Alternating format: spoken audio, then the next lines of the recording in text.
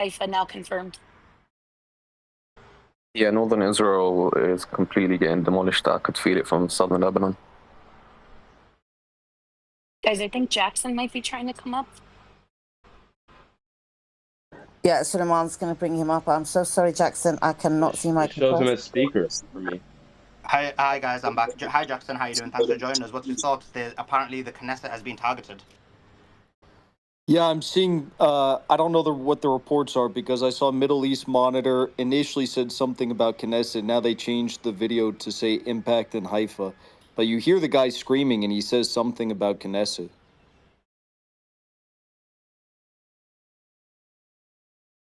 Both. So guys, hi Jackson. We're hearing unconfirmed, but I think they confirmed through Iran and News 12, Channel 12. But you know how it is. We'll find out the exact amount after. We're hearing that 20 to 30 ballistic missiles have been sent. It's all over Israel, all over it now.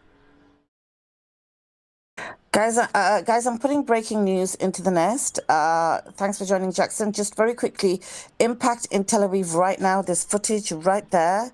This is from minutes ago. That's a picture of what's going on in Haifa. And then the final one, the one that Didi was referring to earlier, is an aerial view of the direct impact from an Iranian ballistic missile reported in Haifa.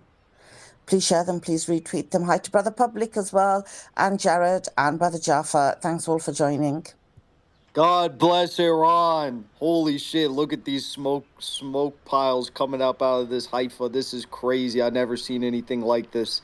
I didn't think I'd ever see anything like this in my entire life. Holy shit. Wow.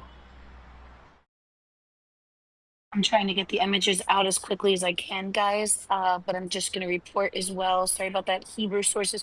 Holy shit. Hebrew sources are saying that there's a drone being detected as well. Three casualties in Haifa. Preliminary reports of 3 casualties in Haifa. Israeli Channel 12, a rocket has fallen in Haifa, causing significant material damage. How long will it take for the U.S. Congress to pay for all of this damage? We already can't pay for our damage. You know they're gonna immediately. Holy shit, Sully, get that video that I just sent you on Telegram. Holy shit. This is huge. Oh my God, Sully, you got to grab that video now. Oh my God, they just hit. Boom in Haifa. That is loud. It shook the guy's phone. Jaffa, are you feeling this in southern Lebanon? Yeah, I was feeling the explosions 5-10 minutes ago in the north. Nothing right now, but definitely did feel, I think, 5 to 6 to 7 different explosions. Major blast in Haifa. I'm just putting the video out that was sent by Didi. This is flipping mental. It's huge. They're saying AMK mapping, who I do love, she's pretty accurate, is saying that it was narrowly missed the port. Narrowly missed the port in Haifa, but there was definitely some destruction. Yeah, I'm watching those videos. It's intense. It's funny the app crashed. Is there a map? Major bombing. The video's in the nest, guys. Check it out. Is there a mapping of all of these? Yeah, I don't release information until I confirm it with 3, because obviously we know that Israel is really, really good at propaganda and making sure that we don't actually see what's going on. So what I do is I also map the coordinates. It's a lot of crazy. At least four people, up to now, initial reports are that there's 4 casualties and 2 serious injuries. Adding to that, 2 very serious injuries in the north. Hebrew websites report the fall of a rocket near the Knesset building in occupied Jerusalem as well. Rockets fall in Negev, Haifa, and Greater Tel Aviv. Rocket strike in Haifa causing significant damage. Casualties reported in the Iranian bombardment in Haifa. Supreme leader, the Zionist enemy, is now receiving its punishment. I love the trolling. That is going to be my new phone screensaver now. That photo from above of that giant smoke plume. Jackson? Sorry, go on, Suleiman. No, nothing. Go ahead. I was going to say, Jackson, did you get a response from Has he said yeah, he's up for it? Of course not. He's got me blocked on Twitter. He'll never respond. He's at some gay bar in Miami, probably. Myron, you should track that kid down and just say hello very nicely. He could be doing Yeah, a solid. He could be he's doing in a Miami solid Beach, for us. bro. He's literally right across the bridge from me. So Yeah, have a dinner at what's over there. They got the Four Seasons over there. Just start having dinners over there. I'm sure he'll pop in one of these days. In Surfside, that's where they all are. Yeah. All right. Yo, by the way, Jackson. You know how you create a bread trail? You got to create like a shekel trail. He'll start picking it up and find his way to your studio. Yo, Jackson, my people have been asking me to do a show with you, bro. So let's set something Let's up do it. soon. I'll message you. Yeah, just message me here and we'll set it up. I'll probably be on stream tonight at 5 p.m. Eastern, or maybe a little bit later. So if you want to do something and even jump on a Zoom call tonight, let me know. Are you still in Russia? Yeah, but I could do that. It'd be good. All right, cool. What are you, like 10 hours ahead? Something like that. All right, okay, but I'll stay up.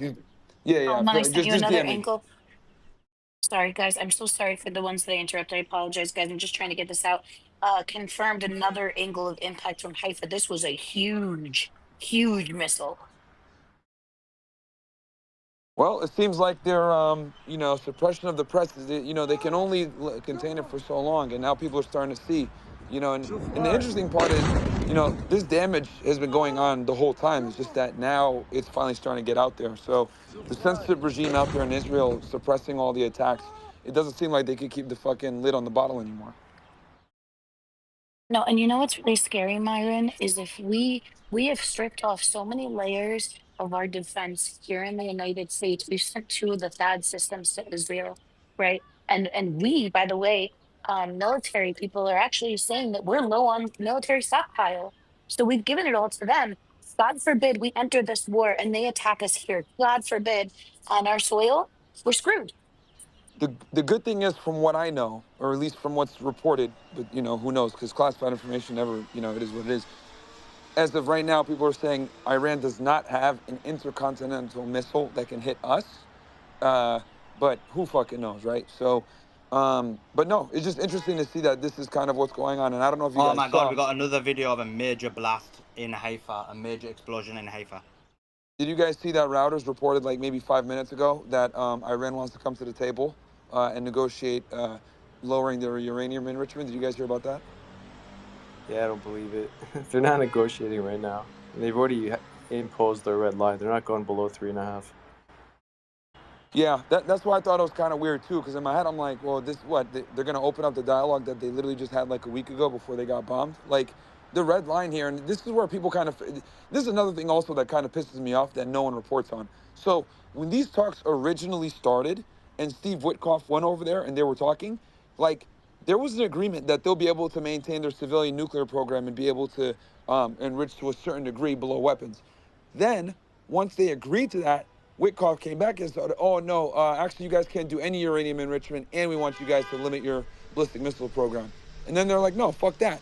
So, as usual, the U.S., inspired by the Israeli lobby, changes the terms. Because I'll be very honest with y'all, man. I think Trump, deep down, doesn't give a fuck if they enrich uranium and have a civilian nuclear program.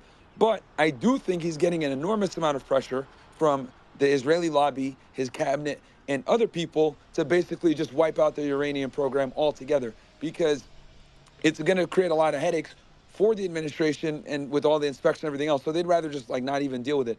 But it's just ironic because technically Iran was trying to abide by the JCPOA and follow all the rules and bring the IAEA in and all the inspections. They were actually complying with the rules. It was us that ripped up the deal. It was Israel that kept instigating fights. And that's why we have the situation now where they enriched up to 60 or 80%, as they claim.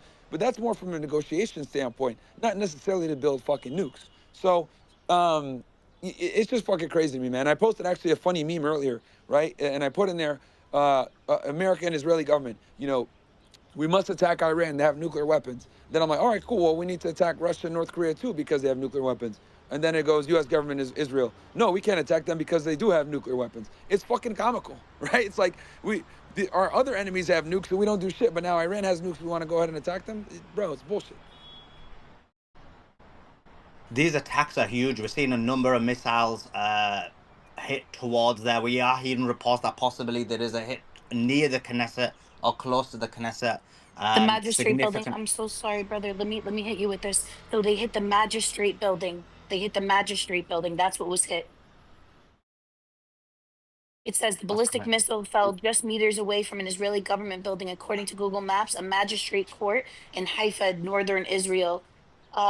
Here's eyewitnesses from the occupied territories to Nablus. A large number of rockets fell on their targets, and the dome failed to intercept the massive destruction in Haifa, Beersheba, and several areas in Greater Tel Aviv. A very large number of casualties as a result of the barrage, and ambulance cannot keep up with transporting the dead or wounded. They cannot film this, obviously, because of the censorship on the home front. They are releasing on the IDF channels message after message after message. Anybody that sends out any videos is going to be arrested immediately. They want this shut down. Give me 1 second. I sent another video.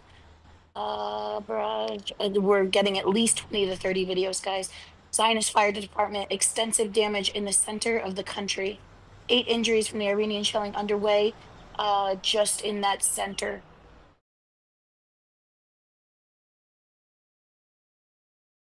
Holy shit. Aftermath of the direct, holy cow. Aftermath of the direct hit in Tel Aviv. They hit.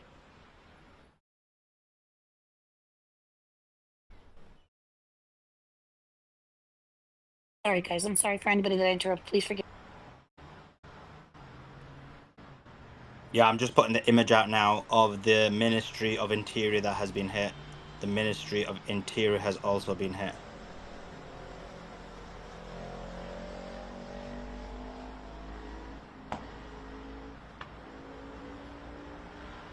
Receiving information that's, and this is definitely coming through from the mapping as well. 6 different areas had direct impact in occupied Palestine, in proper Israel.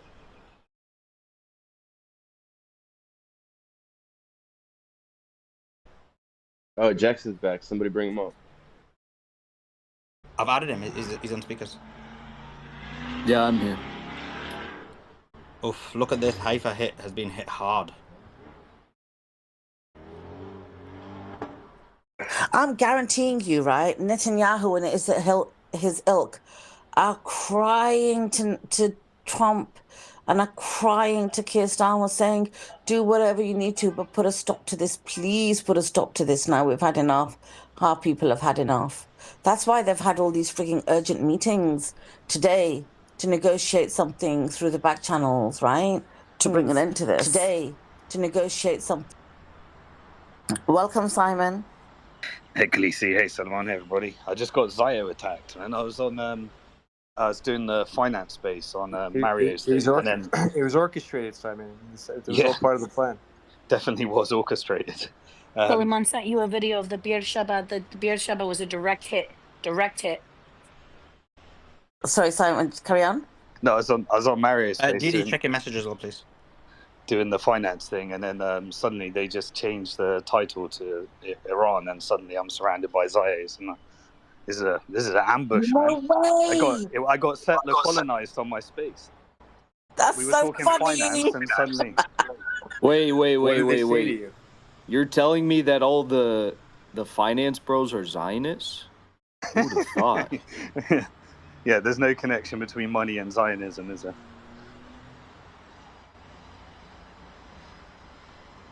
That's so funny, Simon. Did they really come up and change the title and start going at you? Yeah, So, I was just talking Bitcoin and markets and stuff, and then suddenly the title changed to Iran, and then they're bloody like bringing up all the Zayas. I'm getting the hell out of here. and who was hosting? Well, he has Mario, and then David, that's an Israeli guy that does the finance spaces.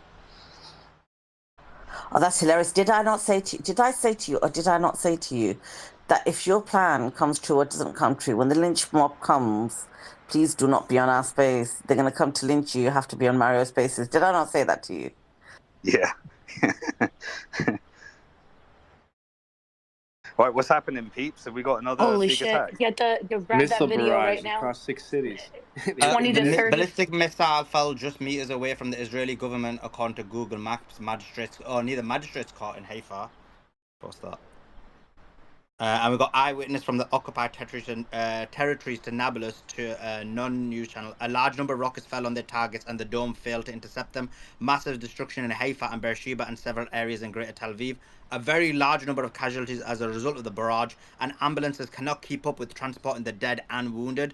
Excuse us, we cannot film what is happening here due to the censorship from the home front, but what is happening is like heartening of this basic saying. So we're getting reports that they're not, even this footage is so bad that they're able to not get it out there because of the blockade that is happening by the Israelis.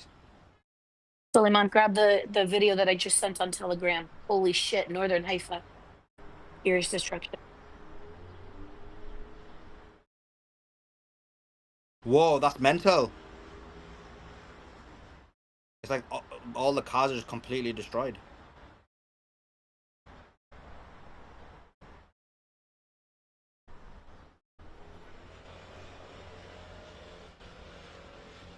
I actually thought, oh, that's it. Now things are winding down. I actually was telling Khaleesi, I guess the attacks are just going to be reduced now, but I guess not. Element of Israel's surprise, not Suleiman. They're not done yet.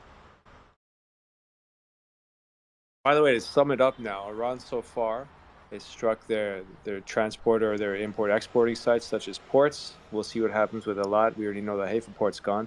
They struck their energy infrastructure with the refinery in Haifa. They've struck their tech sector, which they did yesterday in Beersheba. I hope I'm pronouncing that right. They now have struck the Knesset, the political entity in Jerusalem. They're striking illegal settlements in the West Bank. That's just what we know of. Of course, multiple residential buildings that are housing terrorists have also been struck. There have been targeted assassinations as well, though Israel won't admit. The commanders and also the nuclear scientists that have been killed. They struck the Weizmann Center, which was where Israel was carrying out its lab experiments to be able to then use that as part of the genocide they're carrying out in Palestine and elsewhere as well. So they're seeking to completely, and of course the headquarters of Mossad, the headquarters of the IDF, the air bases, Negev, Ramon, Nevatim, just one after another. They've also struck down 6 F-35 jets. Just in summary, the process of incapacitation, decapitation of Israel to get them begging for a ceasefire, and hopefully it won't happen anytime soon. This is a huge bombing and a huge assault. I'm just looking at it now. This is crazy. The content and the information coming out is monumental. It's probably one of the biggest attacks I've seen. It's a Friday surprise. It's the element of surprise on Friday. It's Friday, a blessed day. Oh my God. We started on Friday the Suleiman, 13th. take a look at the. This is a good Friday. I'm sorry, Suleiman, take a look at the images. They're insane. The images are starting to come out. They've got some leakers in there. Check your Telegram.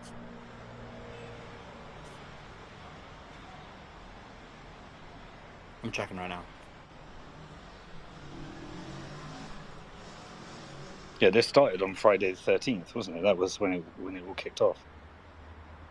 Yeah, they're gonna. This is just Iran celebrating their anniversary. The anniversary. Literally, I just think, you know what? They kept going at Iran. They kept going. They kept going.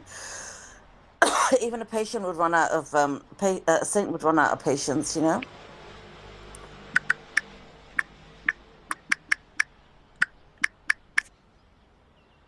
Serious injuries or their ambulance.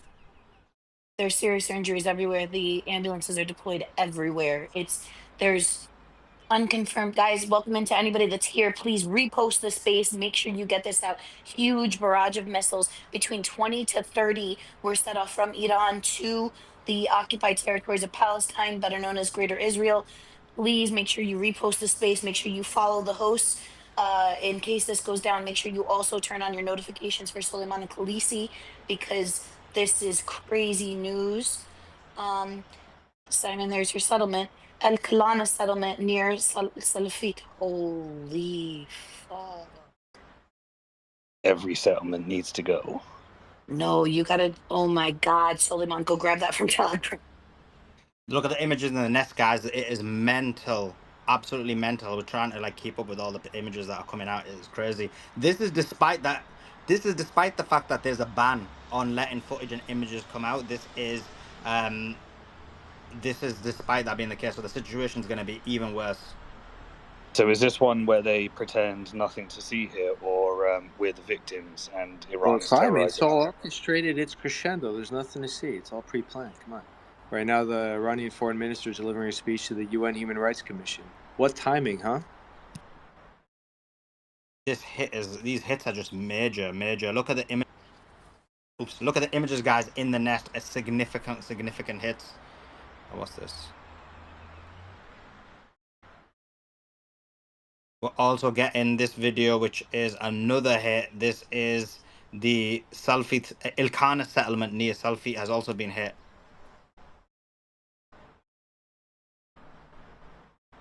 This is probably one of the. Would you say this is one of the biggest hits that we've seen? That they're allowing us to see, because we don't know the extent of the other strikes because of the media ban. But yeah, it seems like, I guess those who are supposed to enforce the media ban are probably hiding in bunkers, so there's a little more liberty to post something, but they'll go back and see it. I feel like it's worse. I feel like it's worse than this. This is despite the ban, that we're getting this content or this information or these images and footages despite the ban. So it's actually much worse than this. Let's bring this guy up. He's got family in Iran. Oh my God, Suleiman, check your just stay on Telegram, brother, because I can't go back and forth. Good morning, everyone. Excuse me to jump in. Abbas Arakchi is addressing. Do you want guys to just broadcast it online for you, because it's happening right now? No. We'll do a summary. Because we're just there's right now Iran is hitting hitting the. I know, but Sorry, just 1 second. Just Iran's hitting Israel right now hard, and we just get information. We'll replay that speech later. I do think it's important to do, but definitely right now I think people are just waiting for updates on the hit. Sorry, I accidentally muted you there as well.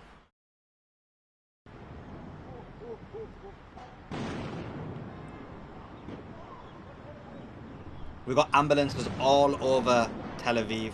I'm not Tel Aviv, all over Israel. Ambulances all over Israel.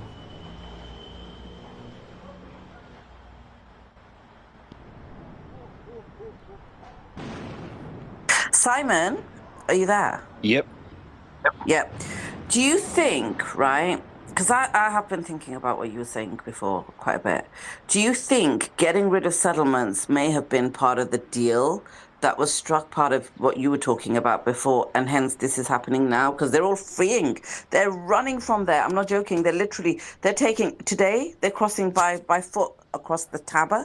Taba is one of the borders into Egyptian borders with Israel. They're crossing by foot across Taba. They've done it through by ship, by air if they could in the early days. Do you think this is one of the things, part of the deal? You see ambulances all over Israel right now. Ambulances all over Israel. Yeah, I would speculate that this is the best way of resolving. I did not know how you would ever, resolve the settlement issue, and if we're, and this is the perfect way of resolving the settlement issue. Do exactly what Israel tried to do to Gaza. What they did to Gaza, was just level it, flatten it, and then in negotiation you can resolve the issues. This seems like the perfect way of resolving that issue. Fires are breaking We're out. getting at least 10 injuries from Israel. Dump it, Diddy. What else? What's the breaking news? Sorry, there's fires all over Iran. All over Iran. Fires because of the interceptor missiles that failed. And all they've done is actually cause damage to the settlements. Also, Mariam Adelson is losing a load of money on her settlement investments. This is really turning it into a distressed investment. Beautiful investment. Brother Ibrahim, welcome. We're giving breaking news, so it's okay if you want to jump in and talk, but just be prepared that every time there's something breaking, guys, for everybody who's joined, as well as Brother Ibrahim, please retweet the space. Firstly, pill on the bottom right-hand side, go to Suleiman's profile. It's his pin tweet. It's my pin tweet. Retweet the space, and whatever's being put in the nest, which is just above where you can see myself, Suleiman and Maze. Please share it, please retweet it. Get the news out there. This is one thing Israel does not want, is for you to see the damage getting on in Israel right now. Right now. Those settlements are being destroyed right now as we speak. This is history being made right now, and Israel does not want you to see it. And despite that blanket ban, as Didi was saying, footage is coming out. They are sharing it. We put it in our nest. Please share it. Please retweet it. Brother Ibrahim, jump in. Hi. Basically, we're not sure yet 100%. Just some more breaking news. Fires breaking out near Nagot settlement south of Hebron due to the occupation forces attempting to intercept Iranian missiles. So even with the intercepted missiles, there is fires breaking out. Sorry, back to you, Ibrahim. Yeah, it's the minister. مجمع حكومي in Arabic. It's like a government complex, a government ministerial complex. Yeah, Ministry of Interior Affairs it was, right? Yes, exactly. 2 strikes. One government complex, one Ministry of Interior. So basically what the Iranian is saying, 2 things. By the way, it was launched from 6 different places in Iran. So basically Netanyahu, when Netanyahu that makes says... sense. That makes sense, Ibrahim, because I saw like, there was 6 missiles, and I was like, that's impossible. But 6 locations makes a lot more sense. To continue. No, because Netanyahu is saying they have control of the sky, right? In Tehran. Isn't he saying this? So basically the Iranians are launching from 6 different areas in Iran, and Netanyahu has the sky control over Iran. So it's basically a joke. This is the first time we've been fighting them for so long, Sulaiman. This is the first time we see them like this. I mean, I don't know how long they can handle this. They're not used to it. The Israelis are not used to be hit in Tel Aviv this hard. Sorry, brother. They have this attack was also including of drones, guys. Suleiman, I sent you that video. One was intercepted. It looks like there's still a few in the sky. Yeah, Sulaiman, can I talk about one thing quickly, because I got like 4 DMs talking about an assassination in South Lebanon. It's true. They did assassinate somebody in South Lebanon. And this is even before this war started, they were doing it. Basically, they were assassinating some people in South Lebanon even before this war started. Now, this doesn't mean that the Israeli is not trying to push Hezbollah into the battle. They would do anything for the Americans to get into the battle. Even if they have to push the whole world into this fight, they will do it to get the Americans into this battle.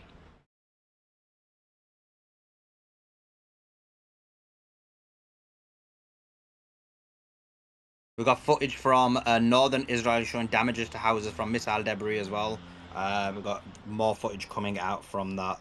Let's see, what did he send me? So remember, the more you share this footage, once they start seeing it, they're going to have to pivot from denial mode to victim mode. They're going to have to initiate a new operation. Sulaiman, it is the Ministry of Interior that was targeted in Haifa. So basically, yeah, we put the image up. We put the geolocation up.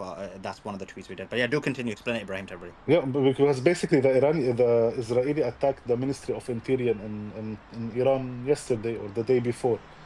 So basically the Iranian is destroying the Ministry of Interior and the entity. So this lies that Netanyahu is saying on the news, that we have control and we are so close to... Yesterday, guys, trust me, the politicians in Israel lie more than anyone on this planet. Listen to the army in Israel. I don't know, Ibrahim. I think that the most truthful moral army, I'm not sure. I don't think they have the ability to lie or deceive. No, I mean the old people in the army, the ones that are retired. So basically, yesterday... Okay, we got some more breaking news. I was joking on that. I was just sarcasm. The moment an Iranian Shahid 136 kamikaze drone was intercepted by Israeli F-16s, likely with an AIM-9 missile. So you can see there's drones in the sky as well. So it's a wide range attack, both of missiles and drones. Guys, people are dropping off quite a bit. There is an attack on the space, so just watch out for that. Sorry, jump back in, Didi or Ibrahim, whoever's got the latest. I'll finish quickly. The Israeli army, the intelligence and the Israeli army yesterday, they were talking, and they said that the fall of the regime in Iran is so far away from the truth. So basically, they are lying. Netanyahu is lying. Trump is lying. The intelligence, the CIA, the Mossad are saying they cannot change the regime in Iran. and Iran can stay in this war for years. Can they handle years? What's happening to them? Well, just from a financial perspective. Well, let them and try, from Suleiman. Come on. Why all this negativity, Ibrahim? Let them try. Come on. Just from a financial and equipment perspective, they just can't. Look, Suleiman, this war is different. Come on. They'll find a way. They'll figure it out. Let them try. Can I explain one thing? Truth. Let me explain one thing. When they used to fight Hezbollah, the Hezbollah used to hit until Haifa. So they all go to Tel Aviv. You know, now the south, the middle, and north of occupied Palestine, all of it is being targeted. So there is no safe place in this entity for them. I think there's a safe, like, Russian Jewish oblast that might be safe for them. They can check that out. But yeah, there's nowhere safe in Palestine. Even Cyprus, they're leaving there. I'm just putting a video out. You can see Israelis are shook. They're in disarray. They've got their hands in their head. They just. It's quite clear that they won't be able to continue on with this. Like, there's going to be a point where there will be a color revolution. There could be a disarray. What they wanted to do in Iran could very much happen to them themselves. Wave 17 of the Truman included. The IRGC have also, that tweet's in the nest in terms of the Israelis being in disarray. I'm just putting another tweet in the nest, which is Wave 17 of the Operation True Promise included a combined attack with long-range missiles and very heavy missiles. This is from the IRGC. Statement from the IRGC that the attack included long-range missiles and heavy missiles too. Let's see what else we got. Sulaiman, I have news. I don't know. You cannot tell me your source. There is no source to it. Sorry, brother. 1 second. 1 second. Hazardous materials. There's crazy warnings going on from Channel 13, Channel 4. All of them concerns of hazardous material leaks following the latest Iranian missile bombardment. Whoa. That's crazy. It means some important facilities being hit, like a nuclear facility, where if you're going to have something hazardous, it's going to be some kind of important facility. Sirens were on in Dimona, Sulaiman.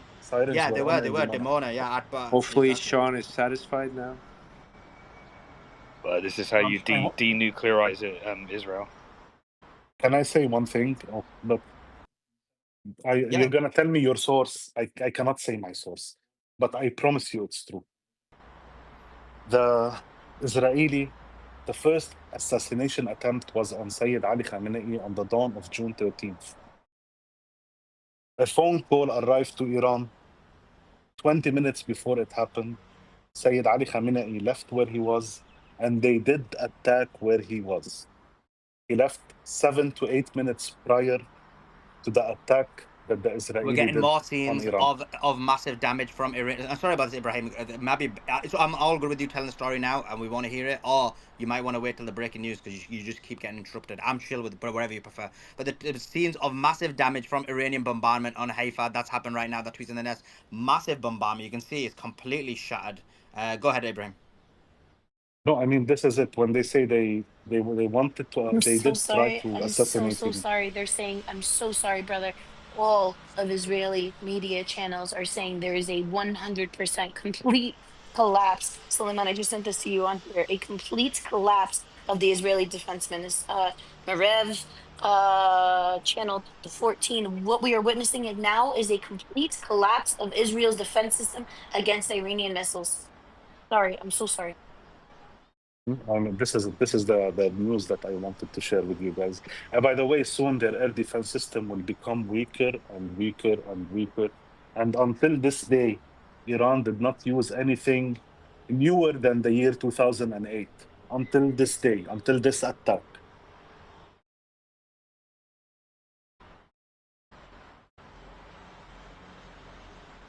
Okay, we've got the report that and the thing's confirmed as well. So this is from a couple of sources, from a few sources. What was it again? Hazardous material leaks following the latest Iranian missile bombardment. Hazardous material leaks. What does that mean? Has a nuclear facility been hit? Has Dimona been hit? Is there other forms of hazardous material? This is crazy. Significant hits. I think that's huge news. That's in the nest, but that is huge. Oh my God, Suleiman, I just sent you a DM here because for whatever reason, Telegram's not even letting me send any more messages. Look at your message here and read out that post, brother. I will do. Let's do it now.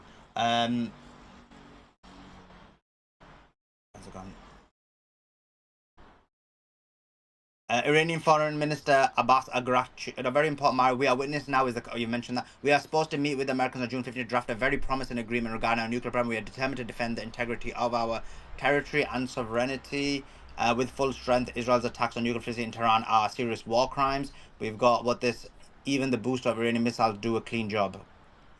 Is that what you're talking about? Is this not? Yes, brother. So I think, guys, this is the response. So Iranian Foreign Minister Abbas, instead of meeting with the Americans on June 15th to draft a very promising agreement, they're saying this is our response, the 20 to 30 missiles that they launched.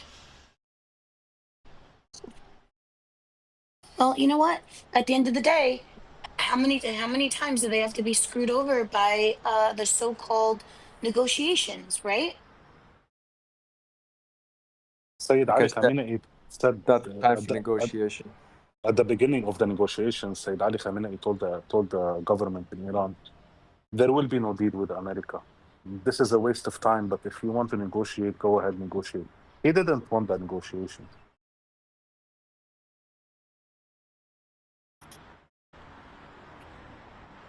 Well, it's good to see who's running the show in Iran. It's not the figureheads anymore. Israeli air defense completely collapsed. This is the tweets in the nest. The Israeli air defense system completely collapsed early on amid clear Iranian dominance over Israeli airspace. The question is, where were the American THAAD system? This is from Israeli media. Israeli media is upset about the fact that the entire air defense system is completely collapsed. But Mace's friend said the Iron Dome has never failed. What's going on over here? I just don't get it. The disabled guy, the disabled vet. That was from yesterday. Wait, brother. Okay, wait, we're getting until the reports Ameri- that we mentioned the Ministry of Interior, how the building was hit. We said it was hit close by. Ibrahim mentioned that there possibly would have been 2 hits. Now we're getting actually visuals that there actually was a direct hit on the Ministry of Interior building. So there was a direct hit on the Ministry of Interior building.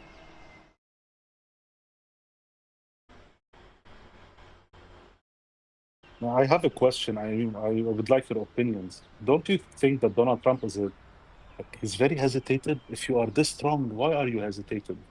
Because they can't carry out a successful strike on Iran. He knows that, and he wants to save face and avoid a future embarrassment. They just can't take out the nuclear facility. They'd have to have many hits on the same location. So it's just he knows it's going to be a failed operation. Even in Lebanon, Sulaiman, if the Israeli knew that they could have ended the resistance and know where the other weapons are, they would have continued. They wouldn't have done a deal. Israel doesn't do a deal when they are winning. Solomon, it's good you're publishing all these videos. I'm doing the same because Israeli media is trying to delete them all. They're trying. I was just going to report so guys, that. I was just, guys, get that. yes. The Sorry. level of coke is serious. What do you call it? There's the image in the nest. Sorry, I was talking about Ministry of Interior building direct hit, targeted building in Haifa. It's the occupation regime's Ministry of Interior building. It was completely destroyed. And everyone inside it was injured. That tweets in the nest is confirmation that there has been a direct hit on the Ministry of Interior building. It's happened now. Were you gonna jump in with just some more news or something? Did you have some more news? I thought you were jumping in there. Yes, I'm sending you the information now. They're literally going deleting images, so make sure you're guys, everybody, make sure anything that you're seeing, save it, retweet it, absolutely retweet Suleiman's post. They're going to come after them. Everybody, we need your help in here, please.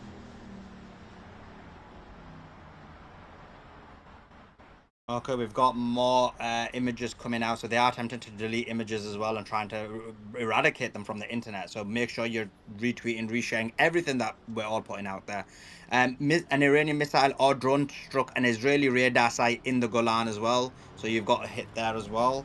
Let's see what else we got.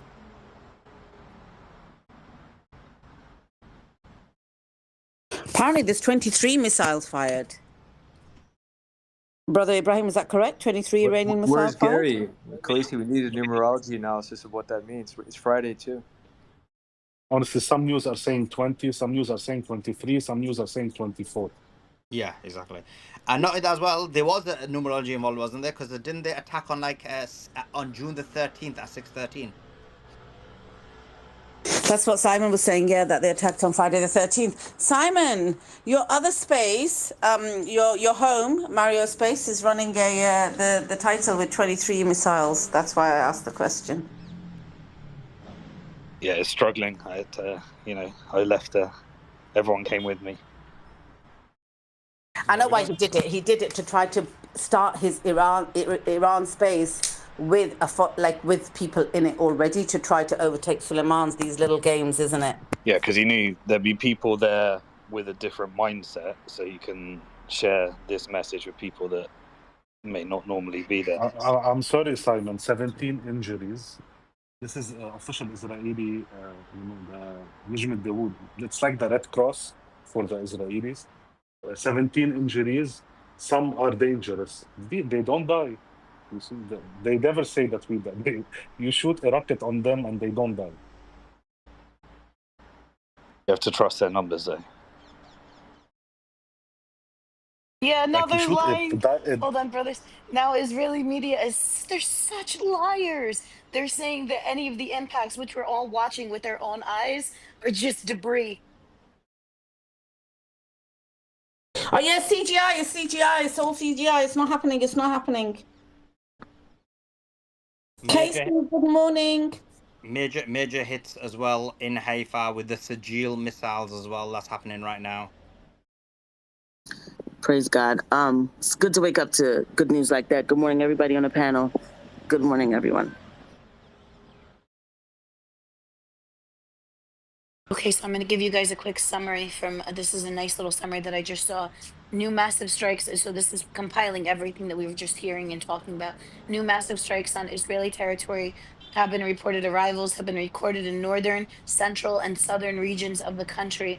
Among the targets hit were areas of Beersheba, the Judean mountains near Jerusalem, Tel Aviv, Haifa, and other populated areas. According to preliminary data, more than 20 rockets were fired. Iranian sources claimed that the government buildings, including the Knesset building, were hit. The footage shows powerful explosions in Haifa and the first recorded strikes in Jerusalem. Sending this in Telegram. Some of them are the same videos, though. You know, they put their complexes in Beersheba because it's very far away from the Lebanese borders and it's further from the Iranian borders. So basically, in their mind, they think if they put it there, it's safer. The Iranians are telling them there is nowhere safe on the occupied land. Apparently, Israel's Channel 14 has been targeted. Did you get that? Yes, there are some news that saying that Channel 14 was targeted as well. Yeah, Anyway, Yeah, I saw that. I didn't post it out, but apparently there was prior warning given. Yeah, there was warning. They warned them last night. Yeah. guys, I'm hearing that it might have been Dimona that was hit. No confirmed, but that might be some of the ones that are undocumented, and that might be why they went crazy and they're starting to delete social media accounts completely. They're going very targeted on all social media accounts. We're gonna need your help, guys. Make sure to. Didi. Yes, brother. I don't think the Iranian will attack Dimona now. I highly doubt it. If they attack Bushehr, then the Iranian will attack Dimona. They already struck Dimona. No, hold on. I'm sorry. Not even the first time they've hit it. Sorry, guys. Sorry. Another missile barrage is coming in from Iran, supposedly. Channel 12 correspondent estimates another missile barrage launching from Iran soon. Everybody, repost the space. 14 is down, right? They struck Channel 14 News. What a shame. The propaganda media complex has been targeted successfully. This one came from Channel 12. And of course they're going to target. First of all, Ibrahim, Israel's already tried to target Iran's nuclear facilities. When you say, we'll wait until a Bush war. No, they've already tried targeting it multiple times. Israeli media outlets are deleting. We got confirmation. The tweets and Israeli media outlets are deleting some videos that were published, and it appears the military censorship is extensive regarding the latest barrage that tweets in the nest. So this has been confirmed that the censorship is huge. We've also got Israel's air defense layers have completely collapsed, and things will just get worse over the next few days. So they've completely collapsed. We're also hearing reports that there's another barrage of rockets coming from Iran. Sorry, Truth, finish your point. Yeah, the way I'm starting to post, just to be a little more politically correct, is I'm stating that Iran is issuing eviction notices to the illegal settlers who've overstayed their welcome through Iranian-friendly fire. Yeah, and we got the tweet in the nest. Another barrage of rockets have apparently been fired from Iran as well. Another barrage of rockets have been fired from Iran. Helicopter deployments above northern skies. Helicopters, several helicopters have launched. Sent you that on Telegram. Well, this was the response, right?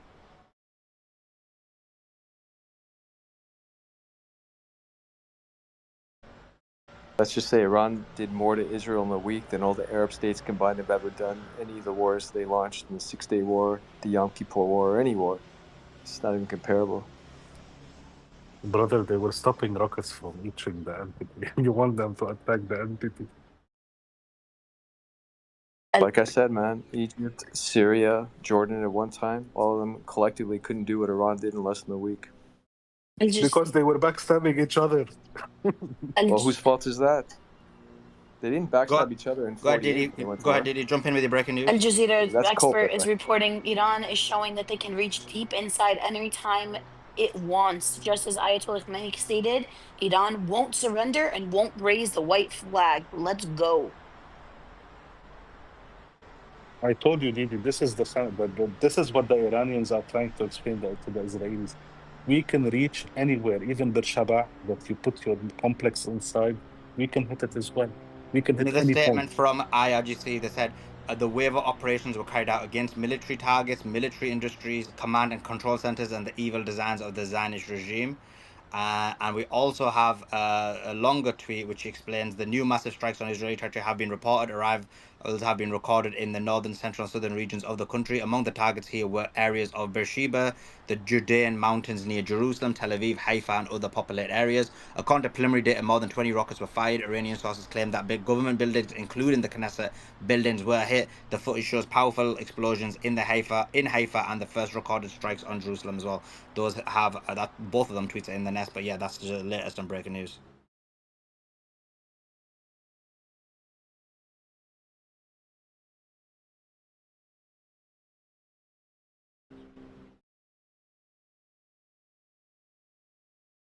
What's interesting is normally, guys, what we'll see, anybody that's like the news guys and that are dropping, Suleiman, and you see this, Khaleesi, you see this too.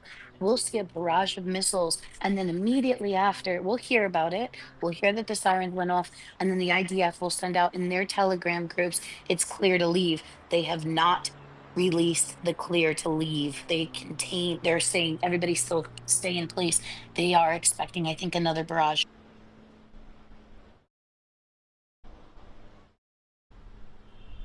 And the Golan that was hit, it was targeting of radar in the Golan. That's what they were trying to go for, guys. Sent that to you in Telegram, brother. There is no other barrage of missiles. Probably the Israeli is doing this because he doesn't want people to take pictures and put it on media and things like that. There is no place that said there is another Israelis, we got barrage. video footage of Israelis hiding in tunnels as well. Israelis are hiding in tunnels due to the massive barrage of attacks that are happening from Iran. So Israelis are hiding in tunnels right now as well. Footage coming out of here is just mental and intense. Come on, Suleiman. That's where they live. I mean, they like living in tunnels. They're not hiding. That's where they habitate. That's where they carry out their What else we various got? crimes, like Not organ mentioned. harvesting and child sacrifice and all the things that Jews like to do. Let's just let's keep it on this. What's it on here? What's this? Additional images of the aftermath of Iranian ballistic missile strikes on Beersheba. I'm just getting those. Oof. That's mental. That video looks like a Jewish ghetto.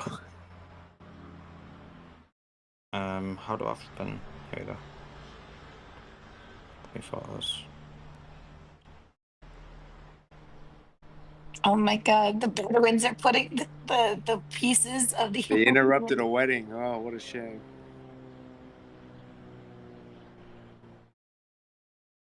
This is crazy. This is a big hit.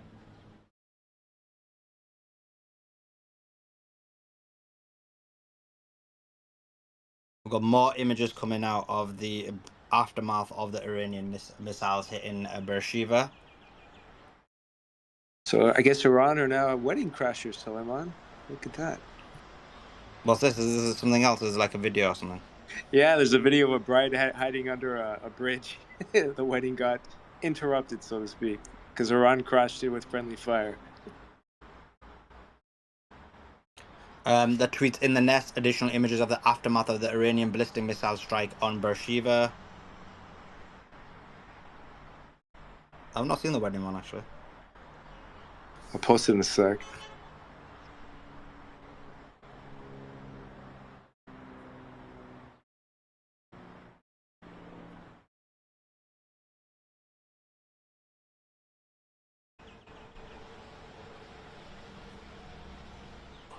This is crazy. I We've saw got the wedding Iranian... one, and I'm sorry. No, go ahead. What were you going to say? I saw the wedding, and now I can't find it. Truth, they are attacking the telegrams. I am sending them so fast to Suleiman, guys, and then they're getting disappeared.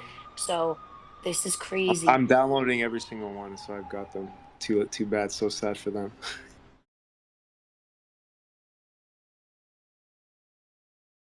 You know what's insane is that the Iranians today, they went out in thousands. Khaleesi saw it too.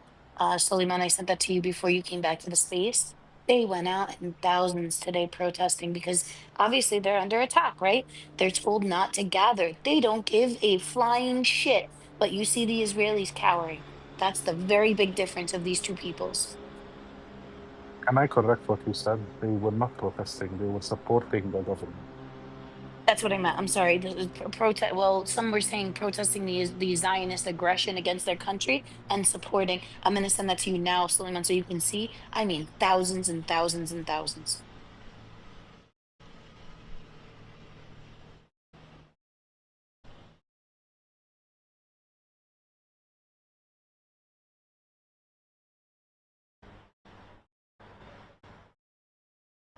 And the marchers declared their readiness to continue supporting the resistance until complete victory over the Zionist regime.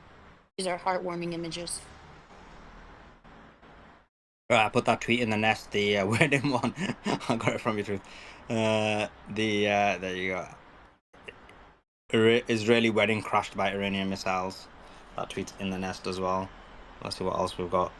Sorry, Gaza's resistance is now joining the fray for today. They actually were able to successfully take out a bulldozer today, and they are now joining again. A very difficult, per Hebrew media, a very difficult security incident in northern Gaza Strip as we speak. Ongoing information is coming. APAC message, I just seen that someone sent me. They go, all of Israel's under attack. All of Israel's under attack. Iran's regime is trying to massacre civilians and cause mass destruction across Israel. APAC. It's all made up. It's all made up. It's the crescendo. It's a prefabricated deal. Nothing to see. Glad you agree with me, Trace.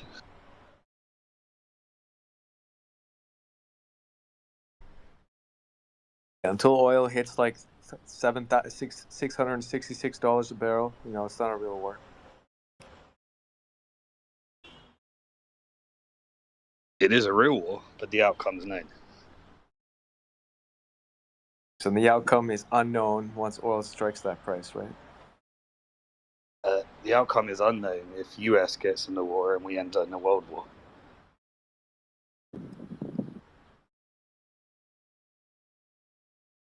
Did all this damage with 23 or 25 missiles. That's pretty insane. You can only imagine how bad the damage was that they're hiding. I believe, like I said yesterday, when Colonel McGregor claimed that 1/3 of Tel Aviv is destroyed, I think it's way more than that.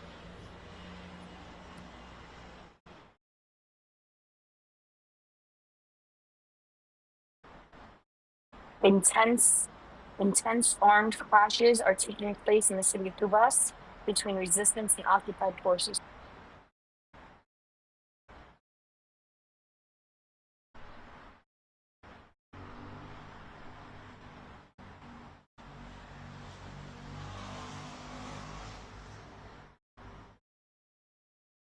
All right, guys, it looks like the news is quieting down. You're right. I don't think that there is a new wave. I think that you're right.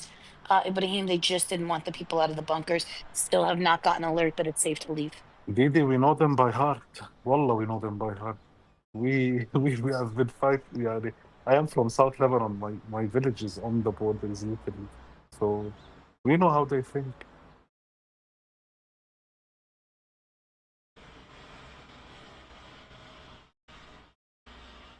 All this before I got coffee, guys. This was coffee.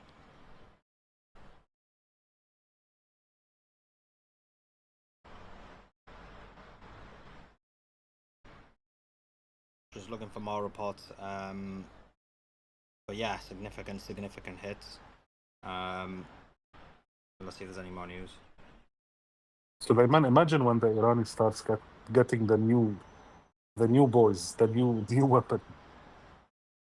Yeah, because they've only used the Sajil, right? They haven't used the Khorramshahr. I know they used was it the Sajil yesterday, which was one missile that broke into 8 missiles? They used 3 of them today as well for the Sajils. Yeah, but they've not used the Khorramshahr yet, have they? They've not used the other. There's another couple of more advanced ones now, which just hit my mind, but they've not used the more advanced ones yet as well. Hey guys, I've been like going in and out of the space because I'm trying to get like updates and everything. So would you guys say that today, right now, what's going on at this moment is the worst bombing campaign that Israel's experienced so far? It's up there. The problem is, to make that statement definitively, you need to know exactly what the extent of the other bombing campaigns were, and it's very difficult to ascertain that because there's still a media blackout. Whereas today, I guess it's at a point where either people don't care anymore, or those that are enforcing the media censorship are probably in bunkers, not able to do it. So it's hard to say. Okay. Can I try to answer your question? If it's okay. Yeah, sure. Right. Yeah, because obviously it's regarding, a very ambiguous moment. Okay. Regarding the area, yes, I tell you yes. But let me tell you, for example, the north. The north has a lot of damage that the Israeli is not showing. In the war against Lebanon, the north and occupied Palestine was severely hit. Do I make sense? Until before Haifa, a little bit, there was a lot of damage. But regarding the area, the land mass, this is the first time the Israeli ever, since 1948, they witnessed something like this. Fair. No, that's what I was saying, because I've been doing my streams and I've been, pretty much because here's the thing, bro. We're operating blind here in America and the West. The Western media is making it look like Iran's getting their asses kicked. They're making it look like they're getting bombed to hell. They're making it look like they're ready to surrender. They're ready to give up. Khomeini gave over power. They want to come into the White House and negotiate with Trump. Who controls that media again, Myron? Of course, we know who does, but but since the Zionists and the Jews control the media here in America, it's very difficult to get what the hell's actually going on. And I pretty much, since day one when Iran started retaliating, I was like, holy shit, this is never Tel Aviv and Israel in general has never been hit this hard since its inception back in the 40s, late 40s when the country was created. So what we're experiencing right now is historic, man. They will always say they are winning. One day when there is time, I don't think there is time now. I will tell you how the war in 2006 stopped. And the Israeli, all the time they said they were winning, and what happened in the last 2 days?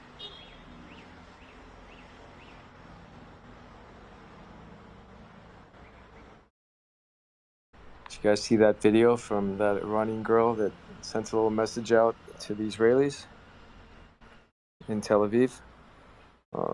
I put up the video. I can tell you what she said, though. I loved her. I just sent it to she declares, Suleiman. prepare your coffins. You have dug your graves with your own hands.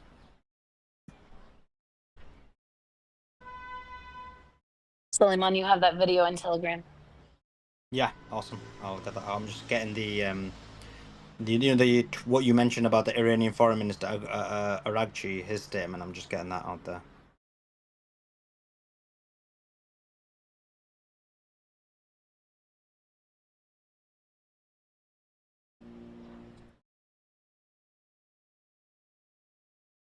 Khaleesi, are you there?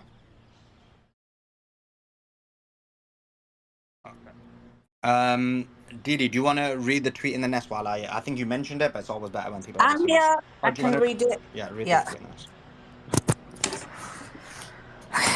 Right, let's go. Iranian Foreign Minister Abbas Araghchi says we were supposed to meet with the Americans on June the 15th to draft a very promising agreement regarding our nuclear program. We are determined to defend the integrity of our territory and sovereignty with full strength. Israel's attacks on nuclear facilities in Tehran are serious war crimes. So that's interesting. They were supposed to meet on Sunday the 15th, hence why Israel attacked on Friday the 13th, 2 days before, because they didn't want a promising agreement regarding nuclear program. They wanted all-out war. So that's in the nest, guys. Please share it. Please retweet it. And that's the first time from the Iranian side, right, that they've admitted that they would have done a deal, right? That's the first time they've said it so clearly. I mean, we've been saying it, right? We were saying that they're in the middle of negotiations, and you know, like any time there's a negotiation, as you said it, Simon, that the negotiator gets killed. I think you or Truth said that, right? They killed the negotiator on the other side. They did it with Ismail Haniyeh. And so now look, now Iran's saying very clearly that we actually, look at his words, right? His words are, we're supposed to meet with the Americans on June the 15th to draft. So they'd agreed, right, the scope of the agreement. They were meeting on June the 15th to draft the agreement, and he calls it a promising agreement. You can only draft the agreement if you've actually agreed the scope of it. So they'd got so far down the road that they were going to draft this up and sign it, and then Israel went in. They deserve everything they get at the moment. We've got the tweet in the nest of them girls that Truth Teller and Didi were referring to. That's in the nest, Lucy, if you want to. By the way, apparently Israel struck an oil pipeline in Syria. I guess you're taking the frustrations out on Syria. So much for HTS being a force. Prepare your coffins. You have dug your graves with your own hands. These chicks are smashing it in Tehran. Literally. They're speaking with, I don't understand in Persian, but I'm telling you, they're speaking with more elegance and grace than I've seen any of these little settler chicks in Israel speak. So that is on Suleiman's timeline. If you missed it, guys, it's a video. Now in the nest is Bir Shabah hit. And there's a video, there's a photo there of Bir Shabah absolutely destroyed. So there's that in the nest. Myron, how would you say the average American feels while they're watching this? Do they feel like a terrorist is attacking Israel, or they're just like, oh man, we're tired of all this bullshit? Great question, Simon. It's split. So, and I'll go in detail and kind of explain this. So, in the Conservative Party, you got two main camps, right? You got the part which I would consider maybe. And again, I'm just using these terms for placeholder because people are familiar with them, not necessarily because it's true. But you got people that are considered far right. People like me, Nick Fuentes, etc. We're not just critical of Zionism, but we're also critical of Jewish power, right, in America, right? We see the problem here domestically in America with Jewish power, and we see how that goes into foreign policy, right? Then you got the guys in the middle who are kind of like, we shouldn't fight Israel's wars, but we don't want to be involved at all, right? Like they're in the middle, like they're neutral, like we just don't want to be involved at all, right? Like your libertarian type guys. Sorry, Myron, I'll go straight back to 22 people have been injured in Haifa with 3 in critical condition. 22 people. The numbers are probably a lot higher, but that's what we know of. Back to you, Myron. Yeah, no worries. So to recap, you got the far right guys who are not just critical of the war and foreign policy, but we're also critical of Jewish power in America. And that's a very important distinction, because if you're critical of Jewish power in America, that's when they start to come after you and try to cancel you and say that you're an anti-Semite, whatever, right? Because you start having the uncomfortable conversations about how they control the porn industry, how they control the banks, how you can't criticize them, all this other shit, right? That's that group. We also talk about world Jewry and how it's a cabal, an international cabal, where they utilize their influence in many different powerful countries to ensure certain outcomes, both economically, politically, financially, etc. Then you got the guys in the middle who don't want to be involved at all. They hate Muslims and they also dislike Israel, right? They're like, why the fuck are we even involved in this, right? These are what I call like your neutral conservatives. Then you got the retard, Fox, evangelical, Israel's our greatest ally, conservatives, right? So those are the 3 camps. Then on the Democrat side, you have an overwhelming amount of support for people for the Palestinian plight, right? Most people on the left dislike Israel's war in Gaza. They dislike the apartheid ethno-state way that Israel operates. And they might talk a little bit about Jewish power in America when it comes to AIPAC, but they end it there. Does that make sense? So their criticism of Jewish power in America begins and ends with politics. That's it. They're not going to go into the Hollywood. They're not going to go into the world jury. They're not going to go into the U3 or the 109 countries or any of that shit. They're going to stay away from that. They're going to only focus on humanitarian issues with Gaza and Israel and their influence to a very limited degree of Jewish power only within politics. And that's a very important distinction, because the thing that separates someone like me from Hassan Piker, to give you an example, is Hassan will talk about the humanitarian crisis going on in Gaza, and he'll talk about AIPAC, but he's not going to talk to you about how Jews run America and explain to you how they're behind all the bullshit, whether it's COVID, big media tech, censorship, Palantir, etc. He's not going to go into all that, because now you're starting to get into the dangerous territory where they're going to call you a racist anti-Semite. And we know that the biggest fear for leftists is being called a bigot or some type of pejorative racial term or whatever, misogynist, racist, anti-Semitic. People like me and Nick Fuentes don't give a fuck. We call gay people fags. We say women are stupid and they should be in the kitchen. We say Jews run America. We don't give a fuck. So we speak with no filter. So guys like us are considered far right, and we analyze the issues with foreign policy, and we're able to tie it back to American Jewish power. And this is the distinct thing that separates us from the far left. And it's also the thing that sets us up from the interventionists, right? You look at someone like, I'll give you an example, like a Thomas Massey, right? Thomas Massey is like right in the middle. He doesn't want to support Israel. He doesn't really care too much about Middle Eastern foreign policy. He just wants to be completely out of it. He's not really, he doesn't really have an opinion. And a lot of the political commentators are starting to slowly go towards this middle road, because they're realizing that the legacy, neocon, 2003, Bush era, Israel's our greatest ally, Fox News type bullshit is really losing the base. So Charlie, and I want you guys to see this, because you're starting to see very slowly but surely guys like Charlie Kirk, guys like Steven Crowder, like they're starting to move away from the Israel's our greatest ally narrative to we just don't want to be involved offensively. But what they won't tell you is we're already involved offensively.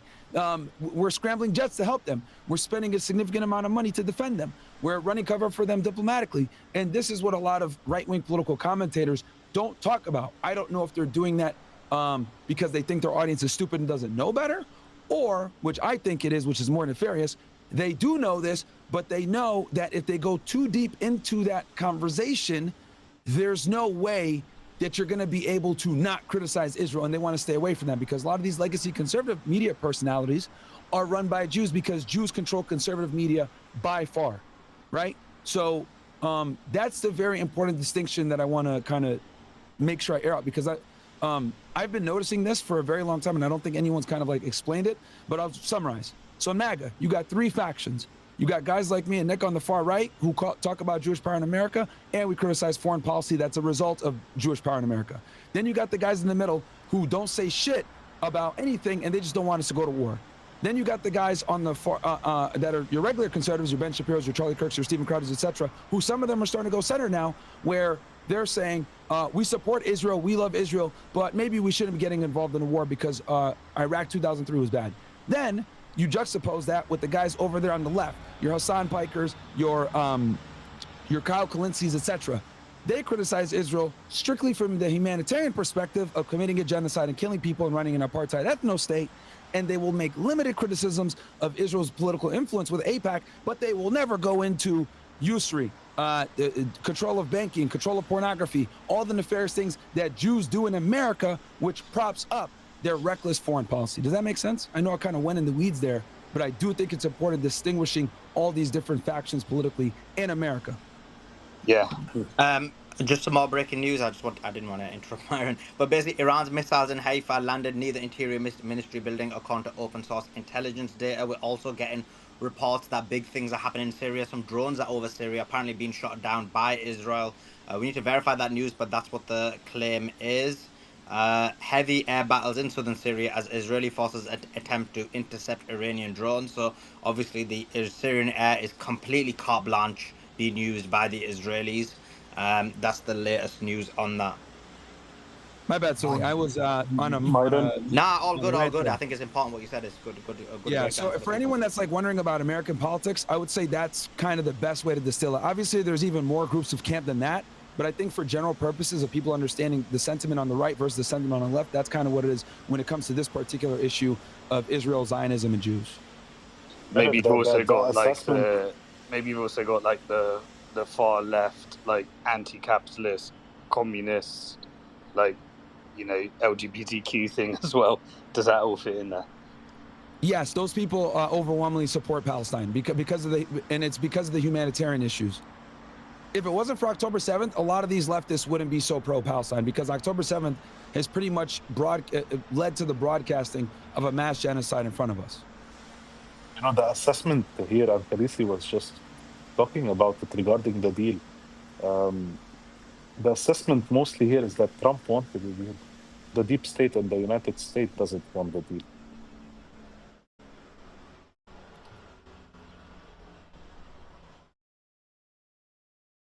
Yeah, This I was a think funny with Charlie Kirk though, that he sounds like he's just a paid agent, right? Like he has to have a narrative for a political reason. He's not like natural. It feels like. And then you got the evangelical Christians as well, which actually believe in Zionism from ideology. Yeah, so when it comes to Charlie Kirk, because I've been to a few Turning Point events, the thing is this: Turning Point has a very strong Zionist connection because a lot of the people that prop up Turning Point are Jews. And also, like, and here's the thing, this is kind of what I've realized with a lot of these commentators, right? Guys like Tim Pool, guys like Steven Crowder, guys like Dan Bongino, guys like Benny Johnson, guys like Charlie Kirk, Ben Shapiro, etc. They were all huge supporters of Trump. And not only were they huge supporters of Trump, they were basically invited to conduct interviews, to meet to meet him, to shake his hand, etc., and kind of get like almost pseudo be pro-Trump administration. That makes sense in 2024. So during their podcasts and campaigns, all of us on the right were trying to make sure that Biden got the fuck up out of there and we got a Republican back in, right? But since Trump got back in, the people that were the most responsible for getting him back in, the people with the biggest conservative platforms, like I said before, Crowder, Bongino, Ben Shapiro, etc., now they're reluctant to criticize Trump because they kind of got him in. And what that's done is it's kind of put a lot of them in a weak position. I'll give you guys a perfect example of what I mean by this. So for some of you guys that aren't aware, Charlie Kirk was in the United Kingdom about a week or two ago. And he was debating Oxford students on, a multitude of different topics to include foreign policy. And we all know that Trump has done some really bad fucking foreign policy recently, right? Even if you're a Trump supporter like myself, you are able to use your brain and criticize him. But what I noticed during the course of the interview was Charlie Kirk would take really bad positions on foreign policy to defend Trump, where I know he's smarter than making that comment, but I was able to read into it because I've been at Turning Point events, etc., and I know kind of how the conservative media works. It was very apparent to me. It's like, okay, this guy knows how to actually debate this Oxford kid, but in order for him to beat this Oxford kid, he's going to have to be critical of Trump, and that's going to hurt him in the long run. So in Charlie's eyes, as he's doing this debate, is it worth it for me to criticize Trump, beat this fucking random kid in a debate for some views, right, but lose my connection to the White House? Or is it better to just defend Trump against this stupid kid in the UK, maintain my connections, and look bad and take a little bit of a hit? I think he went with the latter, because some of the points he tried to make or rationalize or jump hoops for were fucking preposterous. But and I know it's preposterous because Charlie's smarter than that. He's not that dumb. But it was very apparent to me that he kind of has he's limited in what he can say because of his proximation to the Trump administration. And make no mistake about it, guys. Not just that, Myron, also Israel. So in that debate, he was getting destroyed on Israel as well. Of course, and similar, it's because Turning Point USA get paid by the Israelis as well. So Exactly. and that's the reason he got destroyed. He got absolutely destroyed. It was like the biggest embarrassment ever. Exactly. Because Turning Point is heavily funded. I mentioned that earlier. They're heavily funded by Zionists. And the other thing too, and I'll kind of land with this. When I was at AmFest late last year, right? Trump actually came and spoke at AmFest, right? So, and that's Charlie's and Turning Point's event. So the fact that the Republican presidential nominee spoke at Turning Point, that tells me he has deep connections to the Trump administration, very deep. So he's kind of stuck. He put him in, and now he's kind of in a position where I can't really criticize this guy. Benny Johnson, all these other guys are kind of in the same, capacity with that. And I like these guys. Don't get it twisted. I like these guys, but I disagree with all of them on foreign policy. I mean, I've been on Tim Pool's show many times, and we've had debates on Israel back and forth. I agree with these guys on most topics, but the foreign policy in Middle East, etc., is the big thing that I disagree with all these guys on. Just some more breaking news. We have a few more breaking news. The first one is, and I'll give the mic back to Maren, is explosion in Metula. That's under investigation. Israeli media. We also have drone strikes on Israeli military installations in occupied Syrian Golan. In addition to the intense missile strikes carried out by Iran, a drone struck a sensitive Israeli military installation in the southeast of the occupied Syrian Golan. The incident remains under military censorship. So that's happening right now as well. That tweet's in the nest. Back to you, Maren. Did you finish your point? No. Yeah, no, I pretty much wrapped up. I just hope I kind of explained it. One more, Myron. But just on that, Myron, about the Charlie Kirk one, but that's the point. Like, when you have weak arguments, like, he's too used to, like, dunking on college students in the US, and what's happened now is, and these are, like, the college students who are millennials. If you look at this new generation, they're more politically savvy now. And I wouldn't say it's because UK kids are smarter, because even in the US, he's getting dunked on quite a bit. So, and you look at Jordan Peterson was getting dunked on, and a lot of these right-wing commentators are getting absolutely destroyed in debates. And it's basically because of their position on Israel, their foreign policy decisions, as well as their position in terms of Trump. So yeah, I agree with you. Both of them things, and they're getting absolutely destroyed. Like, the Oxford one was absolutely embarrassing. Like, it wasn't even close. It was a complete destruction. Yeah, and this is kind of something, and I actually tweeted about this earlier, right? So a lot of you guys know me and Nick are friends, right? Nick Fuentes are friends, right?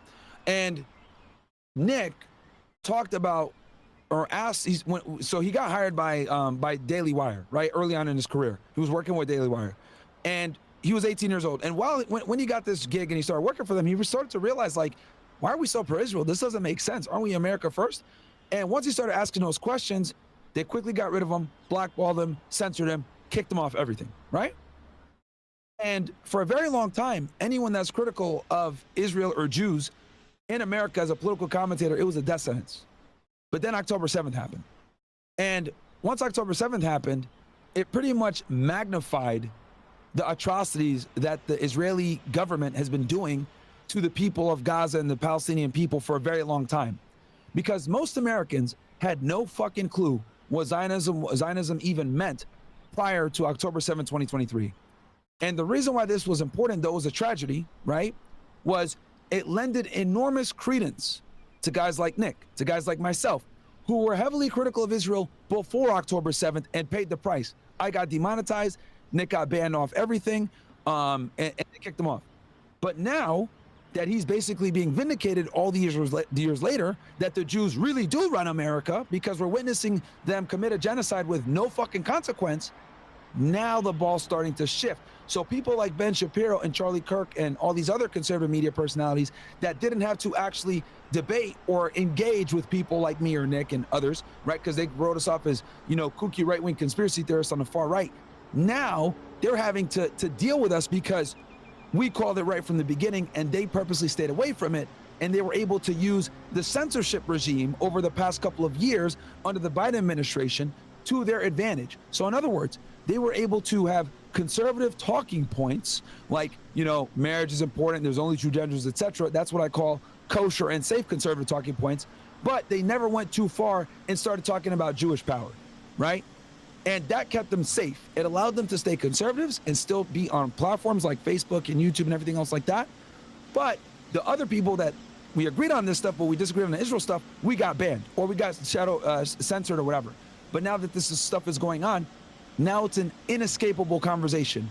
And basically, the Israel problem finally revealed the Achilles heel in a lot of these conservatives, which is what?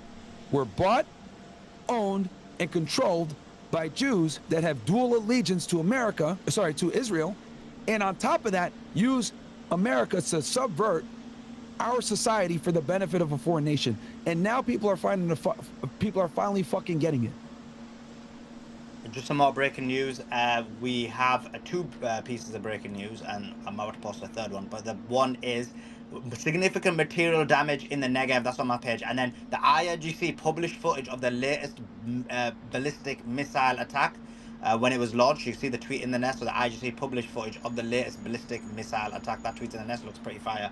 I'm just gonna post some of those other breaking news. But yeah, back to you, Myron. Yeah, but no, that's kind of it, man. So that's kind of the situation with the conservative thing. There's basically been a rise, and then you got people like Candace Owens, Dan Bilzerian, Jake Shields, a lot of these people that also have, Jackson Hinkle as well, even though I consider him more not necessarily a right winger, but like either way, like all of these big personalities have kind of come out, and also lended a tremendous amount of credence to the Israel problem. Ian Carroll, all these guys. So yourself, Suleiman, right? Especially with your UK audience and a lot of American audience. So it's been this has just been a pressure cooker that's been in the works for a long time, and October 7th blew the lid open on it. Yeah, just on that, Jackson, would you consider yourself more like left wing? I'm definitely not liberal, I know, but would you consider yourself more left wing? Obviously, the communists were classically left wing. Would you consider yourself that, Jackson? Yeah, I mean, communists, left wing, were the true left. All these liberals that support Zionism and wokeism, it's ahistoric and very silly. They're all Trotskyists. But I think a lot of MAGA Americans are also beginning to, you listen to what Steve Bannon said this week, and it's really crazy. I mean, this guy and Tucker are really sticking their necks out right now to try and save American boys from being sent to go fight another war for Israel. And he's saying, the GOP is a working class party now. We're not the country club party anymore. Of course, there's still those people in the party, but the fact that Trump would completely reinvent the Republican Party, which used to be all upper class, private school, this sort of vibe. He completely reinvented the party, destroyed the neocons, beat them at their own game. The party becomes working class primarily, blue collar, and then to revert back to this genocidal neocon Zionism and sacrifice everything that was built to fight is something that George Bush didn't even consider doing, which is a war on Iran. Now they're talking about tactical nukes.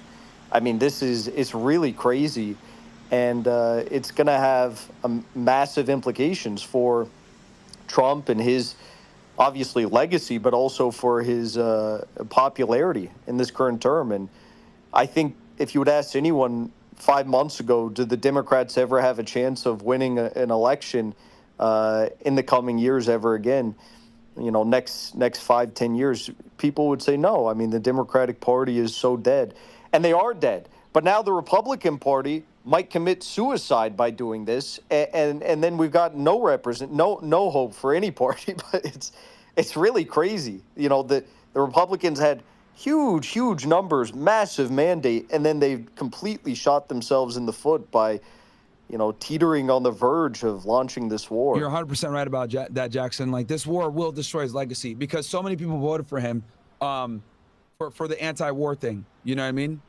So I actually agree with you that this actually might revitalize. Just on that, Myron, I've got a question for you. Myron, I've got a question for you on that, actually, an important one. And just before I give you that question, huge breaking news. Well, not huge, you already knew about it, but so we're just getting the videos of it. The Iranian foreign minister arrives in Geneva to conduct negotiation with the European countries regarding the ceasefire and the nuclear program. That video is in the nest. Also, the US announced new Iran-related sanctions package. Sanctions, again, more sanctions on the Iranian people. We always mention this on the space. The sanctions are always for the poor, always for the working class. So they're trying to harm and hurt the average Iranian person. But Byron, on that, you mentioned about Trump losing his reputation, destroying his legacy. I mean, hypothetically speaking, if he does go to war, what legacy does he have? Like, what positive contribution has he done? If you look at all aspects of every single thing he's done, he's been a failure. He didn't build a wall in the first regime. He didn't do deportation in the first regime. The economy collapsed towards the end of himself because of the COVID lockdowns, which he was part of. Because the vaccine, he's the one who pushed it. He's the one who basically accelerated it. This regime, the deportations are down. Now you've basically got him going to war. Like, when you look back on Trump, like, what has he actually? What positive thing has he done during his 2 reigns? Apologies. Did you also mention that there was an attempted assassination on the Iranian foreign minister in Geneva? This was reported by Iranian media. I'm not seeing that. Well, Is it? I'm not seeing It's that. in your I heard it telegram. on, I just sent it to you. We just I found heard it this on a out. different Yep. space, and it's confirmed. A new footage: the Iranian foreign minister appeared in his arrival in Geneva, where he will hold discussions with the Troika.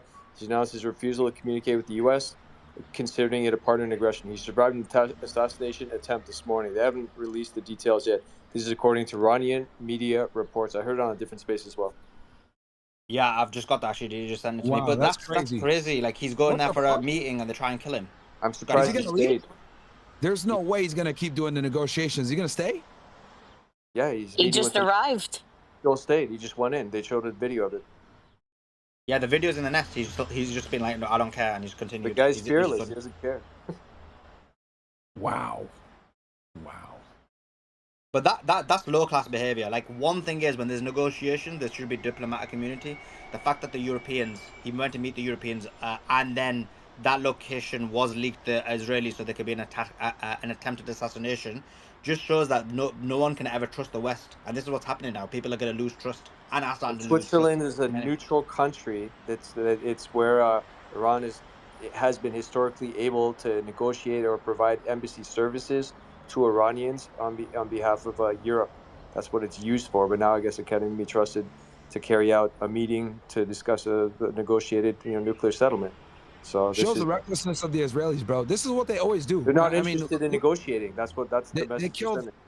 They killed Ismail Haniyeh in Iran. Like, you know what I mean? It's like these guys don't give a fuck about diplomacy, man. It's actually fucking starting to get old now at this point, because this isn't the first time they've assassinated people that are negotiators, right? And that's what led me to believe even more so that Netanyahu doesn't give a fuck about the hostages. Why the fuck would you kill the guy that you were trying to negotiate with to get the hostages back before getting the hostages back? Like, I mean, I guess I could see it if you killed him after he had everybody back. But the dude literally, there was still like 200 hostages left when Haniyeh was killed.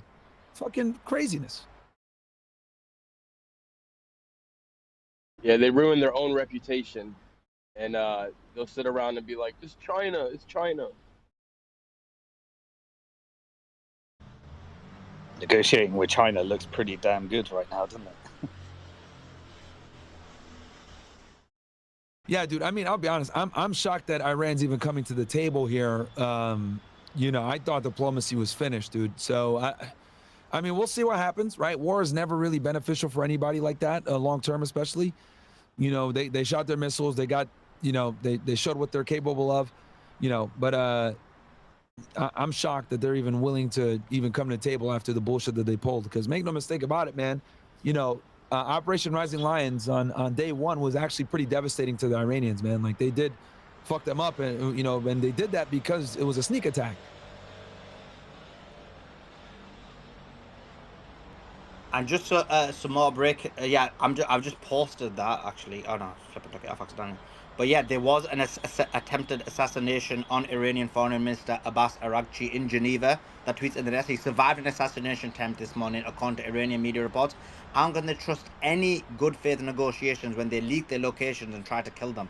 This is literally now America and the West are becoming a people where you just can't trust them. If you can't trust people in negotiations, you basically lose any opportunity for conflict resolution. So it's extremely problematic. Myron, if everyone's getting to this, like, where they believe Trump's gonna take US into the war, and then it doesn't happen, do you reckon he'll become like more popular, or he would have lost quite a lot of capital at the end of it if he doesn't do it? I think if he's able to keep us out of war and negotiate some type of peace situation, he'd win the Nobel Peace Prize, right? Like, look, this might sound crazy, but I think this, if we actually want to solve things, even though this would never happen, but in an ideal world, disarm both Israel and Iran, take both their fucking nuclear programs away. I think if we did that, that would fix a lot of things. But we know the Israelis would fucking never do that. That's exactly why they don't acknowledge their program. But Iran I do would think agree to that. What was that? Iran would agree to that. What you just said. Yeah, no, they would. They would. Iran is far more sensible than people give them credit for. They're far more sensible. This whole, oh, they enriched uranium to 87% or 60%. Anyone with half a brain understands that that was done as a negotiation tactic once Israel started to prop up and threaten regime change and destabilizing them alongside the United States. Like, that was purely a bargaining chip that they were willing to concede on to preserve their sovereignty. So the fact that we're sitting here and saying, oh yeah, that's 60%, that means they're trying to get a nuclear bomb and kill us all. It's like, no, dude, you threatened to kill them, so now they got to fucking do something at least to, whether it's, you know, bluffing or not, to try to protect themselves from, you know, the United States and Israel. I mean, you know, we don't have the best track record. We literally killed Gaddafi when he gave up his nukes. We got Bashar al-Assad out of there. We've destabilized every other Middle Eastern fucking country. So what reason do they need to fucking trust us, right? Trump pulled out the last nuclear deal. So they're acting in 100% a reasonable manner.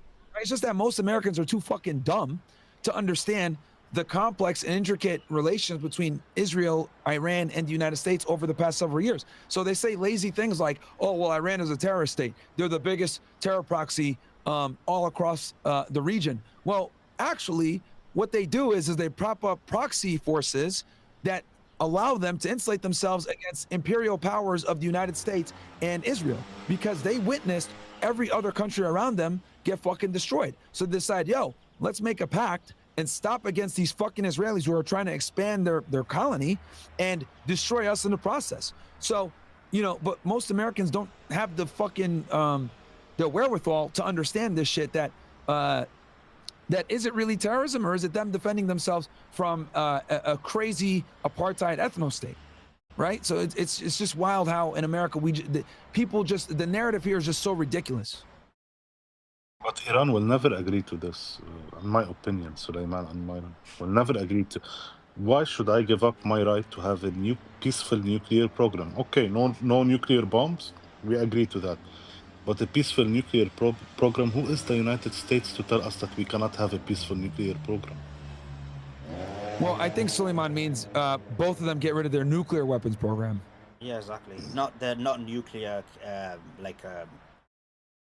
like not nuclear energy. Exactly. Yeah, Iran will definitely agree to this, 100%. Yeah, because they're the sensible ones here, man. Like, it's because they don't have the thing is that people got to understand is that Iran is negotiating far more intelligently because they don't have the leverage. So since Israel has the leverage, they are the ones that are acting like fucking reckless cowboys. Because they don't have to deal with how do you see that the Israeli has the leverage? Because they have the backing of the United States. So okay, if the United States attack Fordo for 1 year, they will not end the nuclear program. They need boots on the ground, and boots on the ground in Iran, it means definitely the United States will not put boots on the ground in Iran unless they want to die, and you know. No, I understand that. But when I say that the United States has leverage, what I'm saying is that we have a superior military, right? We can destroy them if we wanted to. And since we have the capability, I'm not saying we will, I just want to be very clear about this. I'm saying the United States you can't, even if you wanted to, you can't destroy them, no? Okay. Trust me, you can't. Okay, that's fine. That's your opinion. The reality is, I'm not talking about what's going to happen. I'm talking about what's capable of happening.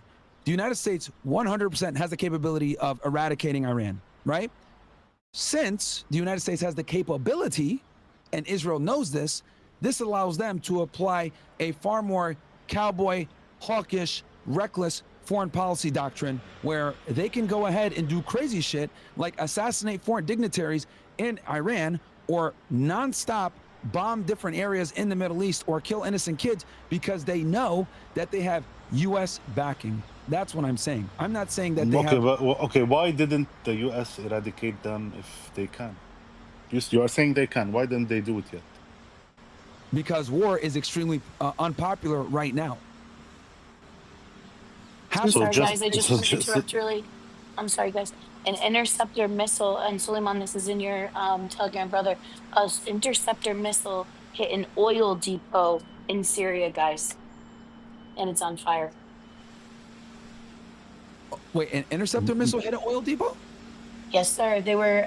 Israel was trying to. It looked like they had some There's drones mixed reports from. on that. They're trying to deny that, by the way. Of course, they deny everything. Iran had sent brother some brother drone. Myron. Wait, just Yeah. let Didi finish with the breaking news, Ibrahim. Go ahead, Didi. Thank you. Iran had sent some drones in addition to that new True Promise launch and we're not confirmed between 20 to 30 missiles were sent in addition to drones. They sent a very big volley.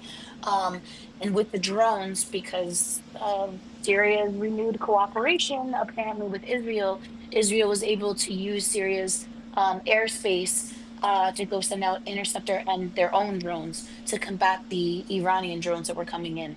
And that's the video that I just sent. I'm seeing it in two sources, Truth. Did you only see it in one? We're getting more footage of direct impacts in Beersheba as well. We're getting more footage of direct impacts from Beersheba. This is from previously, not right now. By the way, Netanyahu's upset that his son Abner has had to postpone his wedding 2 times now, and they're not being able to we cross mentioned that. paths. We mentioned that in yesterday's space. That was hilarious. What's his name again? Go ahead, Myron and Ibrahim. You guys were debating whether. No, I just wanted to tell him, brother Myron, if the USA entered this war, trust me, we'll lose the Middle East. And if you want, we will meet on this space after it's done. You will lose the Middle East if you enter this war. And once you lose the Middle East, you will not become a superpower, you will become a regional power.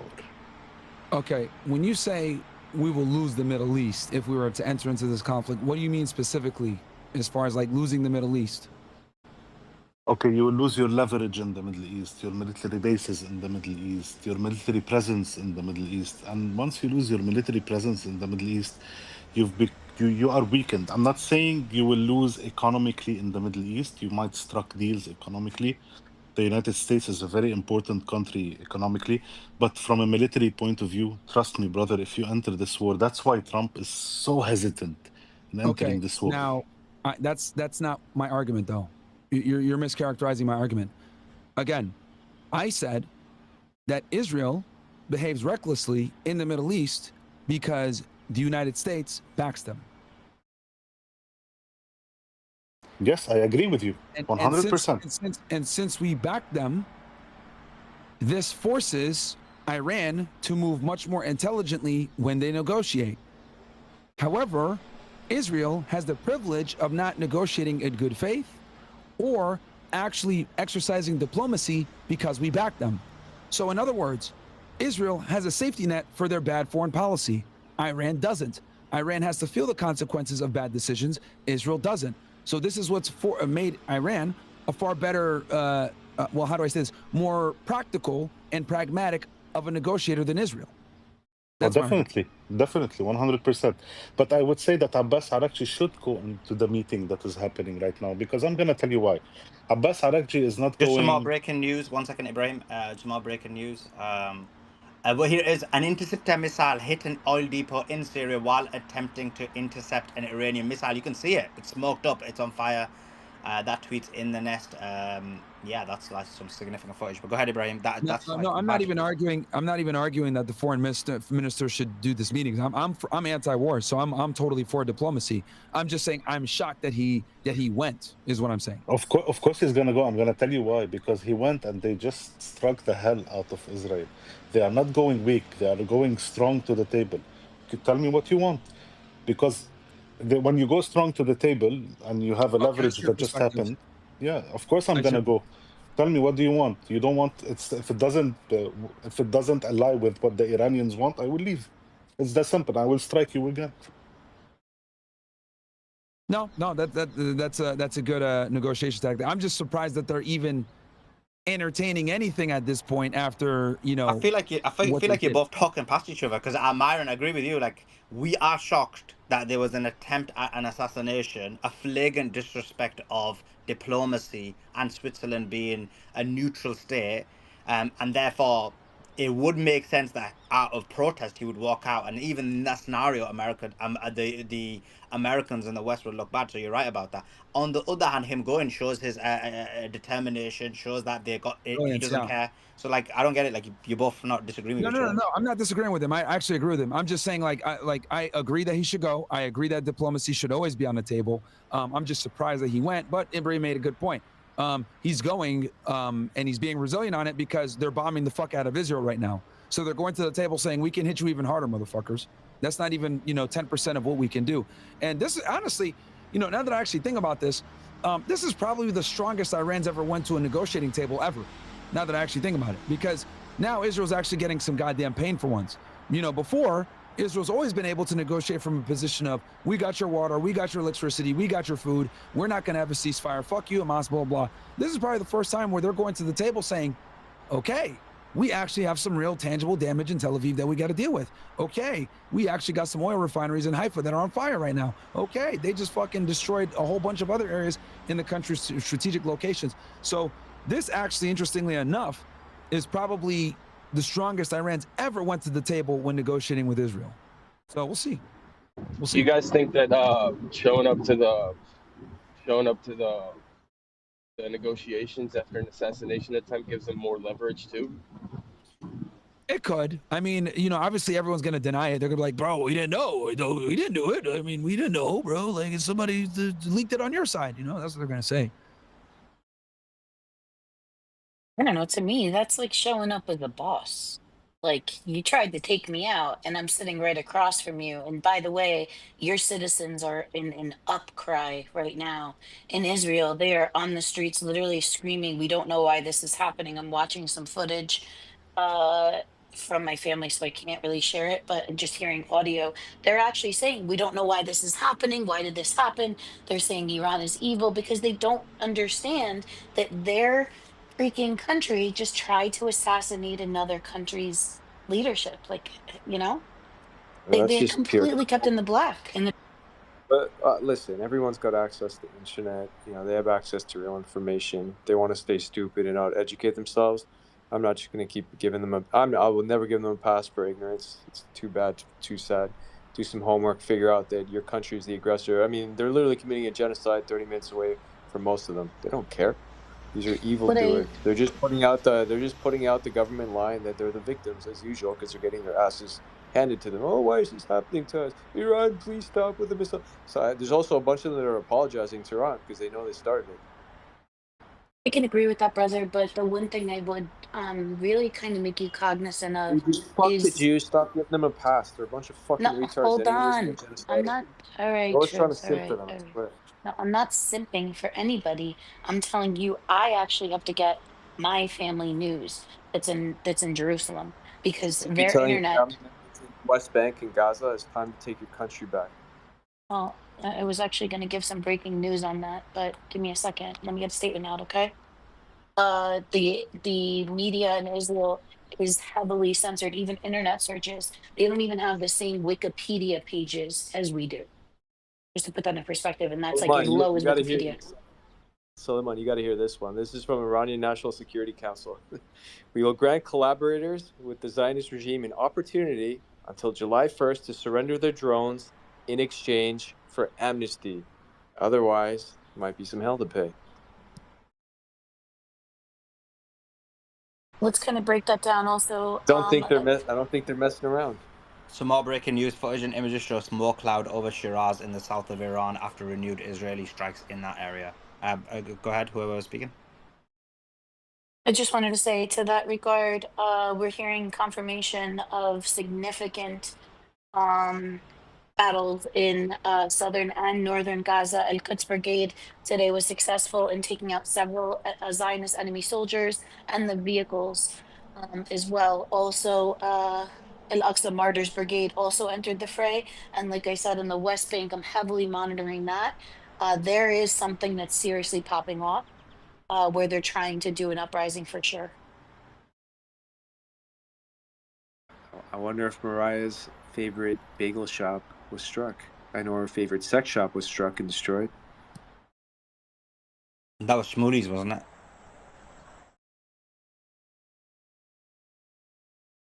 Yeah, he's only got an online business now. No more I still storefront. think about that.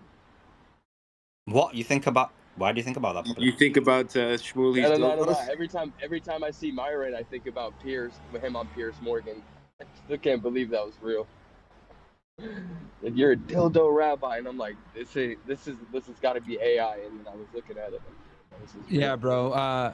Hopefully I go back on there because he's inviting stupid retards like Emily Austin, and I'm like, why the fuck is Emily Austin here debating someone like Scott Horton? Like, this is fucking crazy. This is like a toddler trying to play against an NBA player. It's fucking retarded, you know? So, man. That's a good point. That's a great point, Myron. Like ever since he kind of started flipping the narrative, and you saw the serious outcry from the Zios, upset with his change of heart. You know, you're starting to see a lower caliber on the pro Palestine, pro resistance side that he's bringing on to debate. Yeah, I mean, Emily Austin's just simply a retard, right? Like, she's like basically an NBA groupie whore that knows nothing about politics or you know, the Middle Eastern foreign policy. And you know, that's a perfect example of a We Stand with Israel retard MAGA show, Simon, by the way. Like when we were discussing the different factions in MAGA, she would fall under the Fox News, Legacy Media, you know, Brett Baer, Emily Jesse Austin. Waters people. Emily Austin. Yeah, Emily Austin. She's just a Jewish Zionist, isn't she? So. Yeah, she is. Yeah, but she's a part of that, you know, that retard right-wing media that's pro-Israel.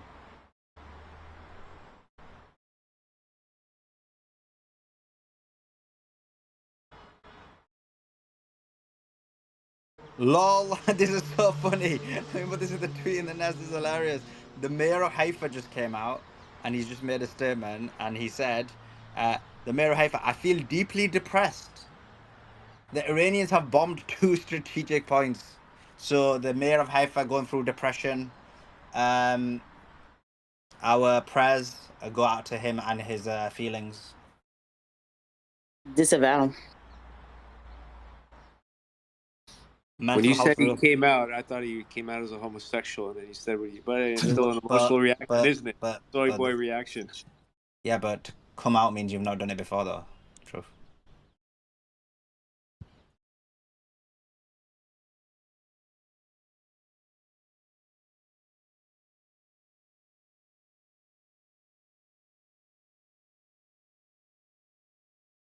Yeah, that tweet's in the nest, so it looks like Haifa's been hit hard. I mean, a lot of people trying to minimize it, even the Israelis and these Sam Parker and 1984 guys, but in reality, it's been hit.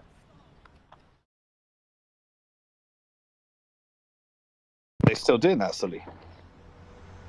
No. I'm just trolling.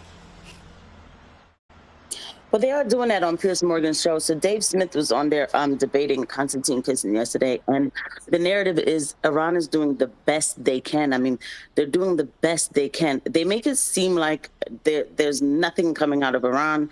Maybe 1 or 2 things might have hit, and they're just simply doing the best they can. And then, of course, you know, no hate to Dave Smith, but he like agrees with that position because he either... That's why Dave Smith's on there. Like, the reason Pierce would never have someone like me on there is because we know we just destroy all of their propaganda and all these issues. Dave Smith holds the Zionist position on a number of issues, and therefore he has position. That's why they've been promoting him. It's a way of recontrolling the narrative. That's exactly what was happening there. That's exactly what's going on. He's the allowed opposition. I mean, that's just the truth. And so the narrative still goes that, you know, Iran is... Even Scott Horton, do you remember when he came on our space and he made some of these comments? Like, everyone on our space destroyed him because his arguments were really weak because he was just presenting like the kind of PA version of the narrative. So there is a reason why all these people are being platformed and we're being sidelined. Yeah, they keep it to a certain level and they don't go past that level. And again, he gets destroyed because he's not allowed to say too much, or he won't say too much, or he feels the way they do when it comes to like Iran and sponsoring terrorism and those kind of words. So the other person gets to destroy him with those talking points because he's not going to go back on them, you know?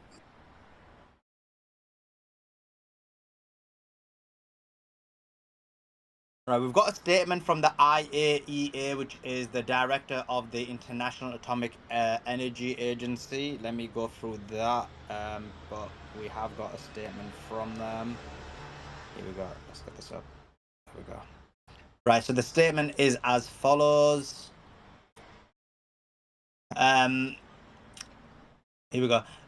We have been monitoring the situation at Iran's nuclear facilities since the beginning of the Israeli attacks. Electrical infrastructure at Iran's Natanz uranium enrichment facility has been targeted. The above ground station at the Natanz uranium enrichment facility has been affected as a result of Israeli attacks. There is no radioactive activity threatening civilians in Iran, but this may occur. The consequences of an attack on Iran's Bushehr nuclear site would be serious because it contains nuclear materials. Any attack against the Bushehr nuclear reactor would have dire consequences for vast areas in Iran. So what they're basically saying is the Natanz uranium facility doesn't have uranium, and the Israelis haven't hit it because there is no concerns of nuclear fallout. But the claim is that the Iran's Bushehr nuclear site would possibly have that if it was bombed. So that's an interesting statement by them.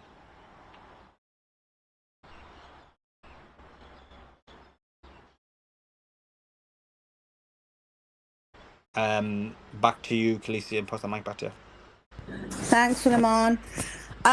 Guys, I'm just really astonished, to be honest with you. I firmly believe, I think we said it earlier, Money was on here earlier today, and Money was saying, amongst other things, he said that I think they're negotiating in the back channels, and it's so obvious to me that publicly Israel has been annihilated. If it wasn't for the case that look, if I'm not losing, I don't care what images you show people. I don't care what footage you show people. Fill your boots, share it with the world, because I'm bish-boshing Iran, but they're not. They're being annihilating. They're being decimated. Israel is being decimated like never before. Simon was up here. We were talking. The settlements are being destroyed.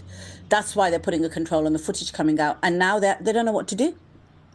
So I think Netanyahu banked on this being Iraq V2, Iraq version 2. Everyone goes in. All NATO, all Europe, all America, everybody goes in. But I think people have given all the verbal statements and Israel has a right to defend itself and everything else. But with the exception of Trump, who sent some weapons and helped fuel their jets and Khaleesi, stuff. we've got a statement from IRGC. That's in the nest if you want to go through it. Oh, okay. Let's go through that.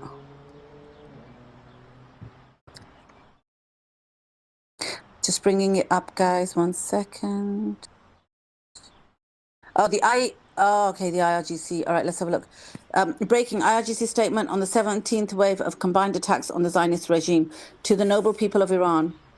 The 70th wave of Operation True Promise 3 was carried out across all occupied territories, targeting a range of objectives, including military centers, defense industries, command and control centers, companies supporting the regime's military operations, and Nevatim and Hatzarim air bases. These centers have been at the core of the axis of evil against the oppressed people of Gaza, Lebanon, Yemen, and also in the imposed war against the Islamic Republic of Iran since the beginning of the Al-Aqsa Storm. The widespread fire and precision strikes, in the cities of Tel Aviv, Haifa, and Beersheba demonstrate that the offensive power of ballistic missiles continues to increase towards the complete punishment of the criminal gang of this regime. The unity and steadfastness of the Iranian people in today's epic of anger and victory, along with encouraging messages from compatriots abroad, support from free nations.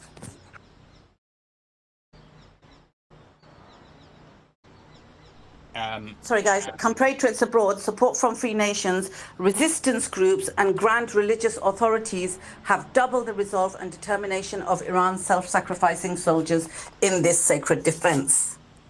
Fire.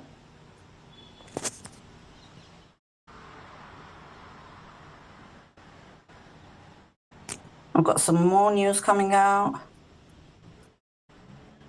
So I just put this in the nest, which is that this is according to Israeli media. So this tells you that there's they wouldn't admit something like this ordinarily.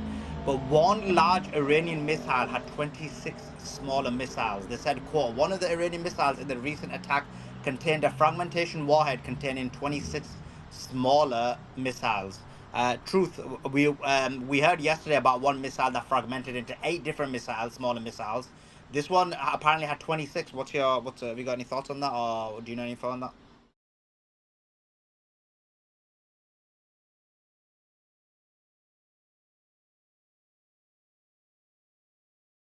Okay, I think Truth's not here. Go ahead, Casey. Sorry, I'm here. What were we asking? Yesterday we saw one missile that fragmented into 8 smaller missiles that hit. Now the Israelis are admitting that the Iranians today used a missile that fragmented into 26 smaller missiles. That video's in the nest, obviously, as an example. But do you know any info on that, or what? Yeah, well, this is part of the strategy to, again, be unpredictable and use their wide array and variants in missiles to keep the enemy guessing. It's not surprising that, that they have some missiles that can carry multiple warheads. 26 is definitely above average. It's beyond anything they've ever used before. So they're testing out some of their new stuff now as we go. So it'll go from 30 to 35 to 40% of their stockpile that they're going to show the world as they progress. And they still have some surprises up their sleeves that they'll probably expose at the appropriate time.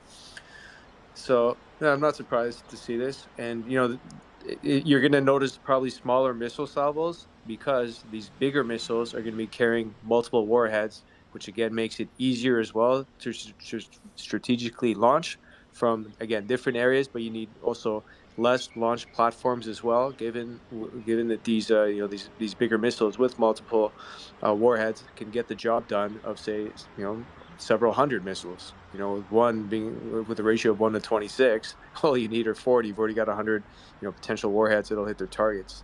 And based on the reports I'm looking at, Iran's hitting a lot of its targets. I don't know what the ratios are. It's still too early for, conversion ratio, but it seems like most of Israel's missile defense systems have failed. In addition to the 5 external ones, that are operating out of both Syria, it looks like. Well, I'm not necessarily Syria, but their airspace is open for air defense. But of course, Cyprus, and we know about Iraq, and of course, the aircraft carrier, and Jordan as well. Of course, that's a big one. And then the Gulf states help where they can as well. But yeah, despite all this help, Israel's still being decimated, and seems like Iran can escalate further. I don't anticipate much is going to come out of these discussions with the foreign minister, Dr. Araghchi, and the Troika. I think it's just a show face, but by the same token, I guess they come in with an advantage with the discussions. They come negotiating from a position of power, which is advantageous. But how Just can some you more trust? breaking news. Sorry, but I'll give it straight back to you. We've got a confirmation that an Iranian missile hit a chemical plant in the Negev. You remember earlier we were talking about that there were concerns about some kind of chemical fallout or some kind of other fallout that happened, nuclear fallout that happened from a hit. Well, apparently in Negev a chemical plant was hit as well. So that video is in the nest. So I think that's what the cause of concern was earlier that we were reporting on. So a chemical plant was hit. Significant. Back to you, Truth. Do finish off your point. Sure, no problem. So I don't anticipate much will come out of those discussions. Enemies always talk. They've refused to speak directly with the U.S. European countries obviously don't have any authority to act or promise anything. They're just going to speak on behalf of the U.S., deliver the message, and I think the campaign, the attack campaign, will continue until Israel is fully incapacitated. That's my expectation. I'm speculating. We'll see, and I think Iran still has more missiles, more sophisticated and advanced missiles that can do even more damage, and really possibly give Palestine a chance to be restored, because more and more Israelis are also going to flee. So now we've understood that some of them have left through, to Egypt now and to Jordan, and they're also fleeing to Cyprus, and this is happening in droves. So what are they going to have left to fight with? And meanwhile, Poor Netanyahu's son can't even get married to his boyfriend or whoever it is he's marrying. Thank you. Thanks, Truth. Truth, what? Because you know what? I've been listening. I want to have your perspective on what's happening in terms of today, how you see the balance of power. Well, it's been. And I want to ask the same question to Brother Ibrahim as well. Go ahead, Truth. Sure, thanks. Well, with respect to the balance of power, we're going to see two different perspectives. On the Israeli side, they're still coping hard and in denial, doing their best to censor the media, issue the media blackout, and prevent footage and evidence from emerging But unfortunately, there's just a lot of leaks they can't control. They can't control all the civilians. They're going to post in real time. They'll try to take it down later and deny it. And they'll do spaces like in Mario's and claim that, they're the ones that are winning. They've done the damage to Iran. They did a decapitation strike, and Iran is reeling into Iran that requested this negotiation because they're weak. That's going to be one perspective from the Israeli side, just try to control, the media messaging and brainwash their followers. But the reality is, it's quite opposite, and it's that, Iran has struck hard. They've flexed on Israel, and they're coming out pretty confident with their social media posts on TikTok and elsewhere. And guys like Colonel McGregor are even admitting that at least 1/3, and I believe he's being conservative now, it's more, because Tel Aviv was struck again after he made the statement. Almost half of Tel Aviv, the biggest city in Israel, has been destroyed. And we've seen firsthand that Israelis have been fleeing to places like Cyprus, to Jordan and back to Germany. And they're waiting for pickups from, Governor DeSantis' planes to get picked up in Cyprus. Because I guess they can't book their own flights from Cyprus either. These useless Israelis don't know how to use an online travel agency. Go figure. I guess no one taught them. And then so they're fleeing to Jordan, Egypt, and Cyprus to get away from the Iranian missiles, because I guess they're just not really tied to the land. But again, they're going to censor the media footage of them leaving. But some of them post TikTok videos when they get to Cyprus, and they talk about how, they don't want any part of this. If they're not able to flee, then they're hanging out in parking lots, in tents, or they're hanging out in tunnels, or, they're hiding under bridges, waiting, for the next alarm message to let them know that they need to go hide in a bunker, essentially. And what can they really do about this onslaught? They're outmatched. That much is certain now. I think the world's seeing that Iran's missile program is far more sophisticated and advanced than what they anticipated. They bit off more than they can chew. Now they need to find a way to they want to find a way to save face without acknowledging a humiliating defeat and accepting unconditional terms of surrender, which I think what Iran would accept. And then I don't think they have any negotiating power anymore to tell Iran that they can't have a nuclear program at zero enrichment. Iran is in a better position to dictate the terms. Doesn't mean they're going to get what they want, but they're in a better position to request it, and they'll probably issue the terms that they want. I think behind the scenes they are developing a nuke. If they haven't tested one already, they may have multiple nukes by now, and it's their right to do so, given it's a means of self-defense and deterrence. But I don't think they'll disclose that anytime soon. But for the time being, why should they be complying with the IAEA or NPT while Israel's not registered with either, and they have an illegal nuclear program? I think that's what they should be raising at the nuclear discussions, is why do you guys have all these expectations of us to comply or have no nuclear program while Israel gets a free pass? So when you're in a position of power, you can call out the enemy and the double standards that they expect the region to adhere to, and it's unjust and unfair. So the balance of power is clearly shifted in Iran's favor. Just a question of how they're going to proceed. I think they're going to, stay composed and carry on with their attacks to achieve their mission of incapacitating Israel. And hopefully, if there's any future plan, it also involves one Palestinian state with no Israeli state, and whichever Jews remain or are still hiding in the tunnels after all is said and done.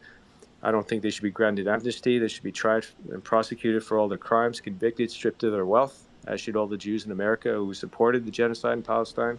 But again, that's just my hope and speculation. Hopefully Iran is able to dictate those types of terms when the time is right. We'll see. Thank you. Yeah, interesting. Thanks, Truth. Just before I go to Brother Abraham, guys, can you do me a favor? I'm going to be putting a tweet in the nest really quickly. And then what I'd like to ask everybody to do, please, is, here we go. Here's the tweet.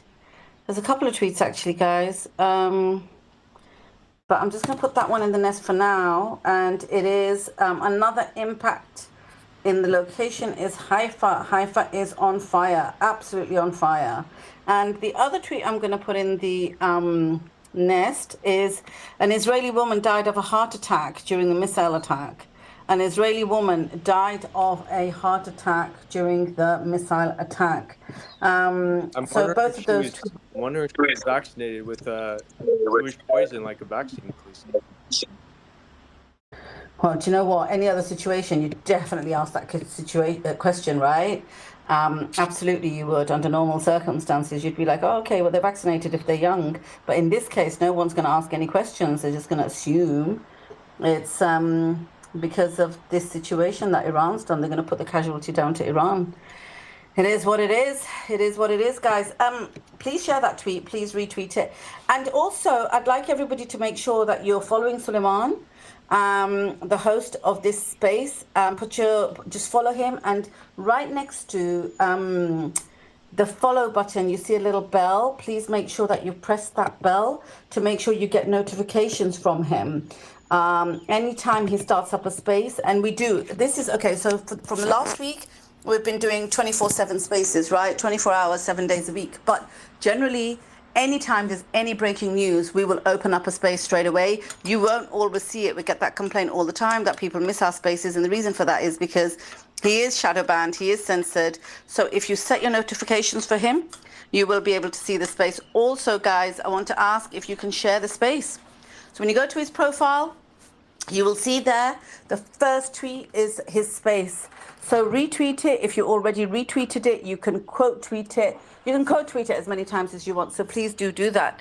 Now, my question to, and I've left the tweets in the nest, guys, but anything you missed during the day, during the morning, afternoon, or evening, depending on where you are, you'll find on Suleiman's page. So I'd like to welcome everybody who has joined our panel. I see Docs there as well, Crypto. And I'd like to ask Brother Ibrahim, what are your thoughts on this in terms of the balance of power after today? Okay, let's simple it down a little bit. Israel went into this war with 3 goals. 1, to end the nuclear program, to end the missile program, and to change the regime in Iran. Okay, and before going into the war, they used to say our defense system is unbreakable. We have the Iron Dome. The Americans are coming to help us with the THAAD and David Sling, etc. So basically, they didn't destroy the nuclear program. They didn't destroy the missile program, and they definitely didn't change the regime in Tehran. On the contrary, the people are gathering around the regime in Tehran. So with all these 3 failed, all their goals are failed. Whatever they wanted to do, they failed with it. On the other hand, the Iranians were able to hit specific points inside of the entity, and they targeted every single area in the entity, the north, the middle, and the south. So there is nowhere safe for the Israeli to go, and this is something that Israel never lived. This is very new, and in the mind of the Israeli settlers, this is something scary and something extremely new to them, and they cannot deal with it. And as time goes by, their defense system will get weaker and weaker. What the Israeli and basically Netanyahu is banking on is American boots on the ground. And I believe that even if the Americans have boots on the ground, they will not be able to win this war, and they will not be able to achieve what the goals that they want to achieve. So basically, if you put these points in a chart next to each other, you will see that the balance of power today is definitely for the Iranian, and time is not on the Israeli side. Thank you for that, Brother Ibrahim. Appreciate it. Doc, how are you? What are your... I know you were on here earlier today. Very quick update, Khaleesi. This is from the Russian representative to the Security Council.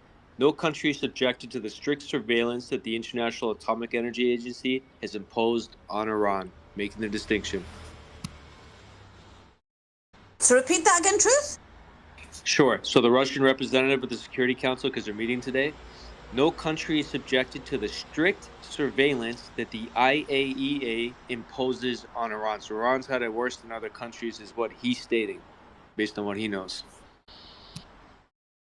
And plus the fact the IAEA, based on Iran's hacked Mossad reports, are that, you know, the IAEA is a surveillance agency that passed on classified sensitive information about Iranian nuclear scientists to Israel, who then took that information and assassinated those scientists. And you can see why they've been so hard on surveilling Iran. It's to, well, use and abuse their position. Yeah, that's a fire statement, guys. That's a fire statement. So what Russia's saying is that what the IAEA expects from Iran, it definitely doesn't expect from any other country. And what he's trying to say is there's double standards. Why aren't you asking Israel for the same stuff that you're asking Iran for? So hats off to Russia. Big up Russia. Guys, if you're requesting, I can't actually sadly see any mic requests. So I see you down there. We will bring you up. And if anybody else is requesting, we will bring you up shortly. Doc, how are you? I saw you were on here earlier, but I don't know if you spoke earlier. What do you think? Do you think this is Trump's power play? Actually, forget about Trump, right? I'm so bored of speaking about him. But what do you think about the situation between Iran and Israel today in terms of Iran's strike on their 1 week anniversary? Yeah, I think that their missile shield is depleted. Trump is not actively resupplying it or otherwise protecting Israel from Iranian attacks. We haven't seen the U.S. missile defense that's based in the three carrier groups that are around the area now to protect Israel from these attacks. And Trump's given 2 weeks so that parties can talk. I think this is two things. One is, I think that Trump, to those who agree he's an egomaniac and out of control, is using this opportunity to push back on the Zionist control of his own administration. Whether or not he agrees or simps for Israel in the past, I think at this point he's pushing back on the notion that he's controlled and that he wants to decide what's in the best interest of American foreign power. So I think over these 2 weeks, as we see uh, Israelis streaming across the border in Egypt, as we see them taking their air force to Cyprus, probably Egypt and other countries to keep it from being decimated on the ground, um, I see this as forcing Israel to come to the table in a meaningful way. Every day that goes by, Iran is unrestrainingly going to attack Israel in punishment for the genocide, and punishment for their aggression, and punishment for their first strike on Iran in the midst of negotiations that Trump was fostering with Scott Whitaker, with the agreement and the participation of the Iranians. Yes, everyone correctly points out the hypocrisy of Israel as compared to Iran and the IAEA inspections. There are no inspections for Israel. There is a general acknowledgement that Israel has these nuclear weapons, that the technology and the uranium was taken or given by Israeli American spies to Israel, and they've never acknowledged that threat to not only to Iran but to their other neighbors. So I see this in a more subtle way than I think in others. I've been predicting that Trump would not join in the attack. That seems to be holding, still at this point.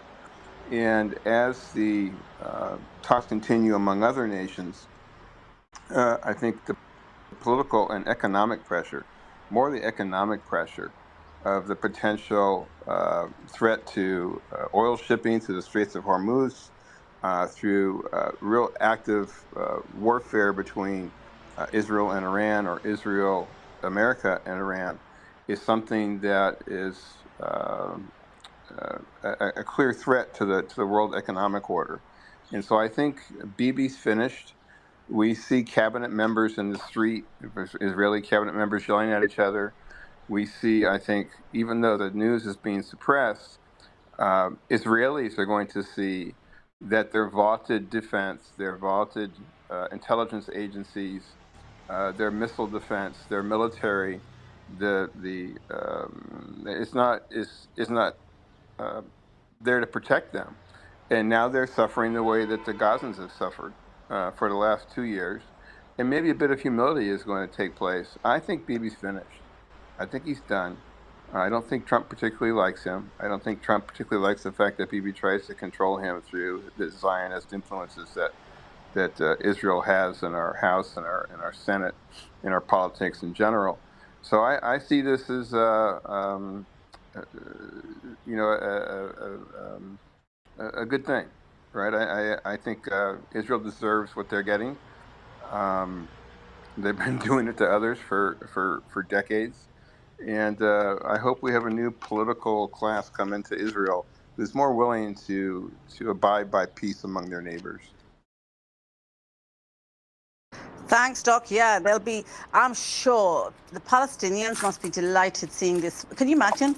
Somebody comes in, kicks you out of your house, knocks down your home, builds his own home, and then you live to see the day when a missile comes and hits them, and they literally have to run and hide in a shelter, and their house is destroyed. You're gonna think, I'm so glad, thank God I lived to see this moment. I just want to read really quickly, guys. There's the tweet in the nest.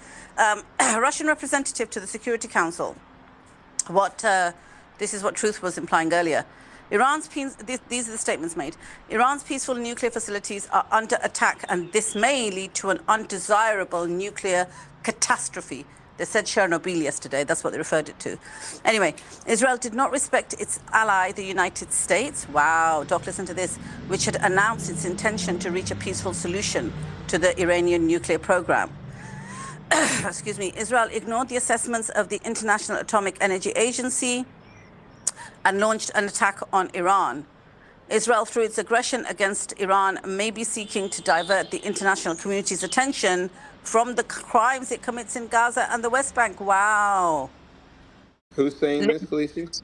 This is Russia. This is Russia. It's in the nest doc. Russia's saying everything. I think they've been listening to our space. Everything we've been saying. That basically it did what it did in Iran because it was seeking to divert the international community's attention from the crimes it commits in Gaza and the West Bank. Can you see the Chinese said something Yeah, well, similar? the Chinese are helping to supply the Iranians with shipments of missile components. So both China and Russia have indicated, both by their actions previously, that they supported Iran. Putin came out and said, we have Russian technicians at that one hardened site that the Bibi wants the Buster bunker bombs for.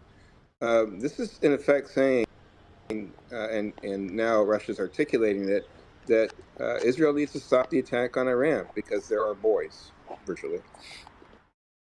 Yeah, and let me Russia considers let me just finish this and I'll just comment on what you just said there, Doc.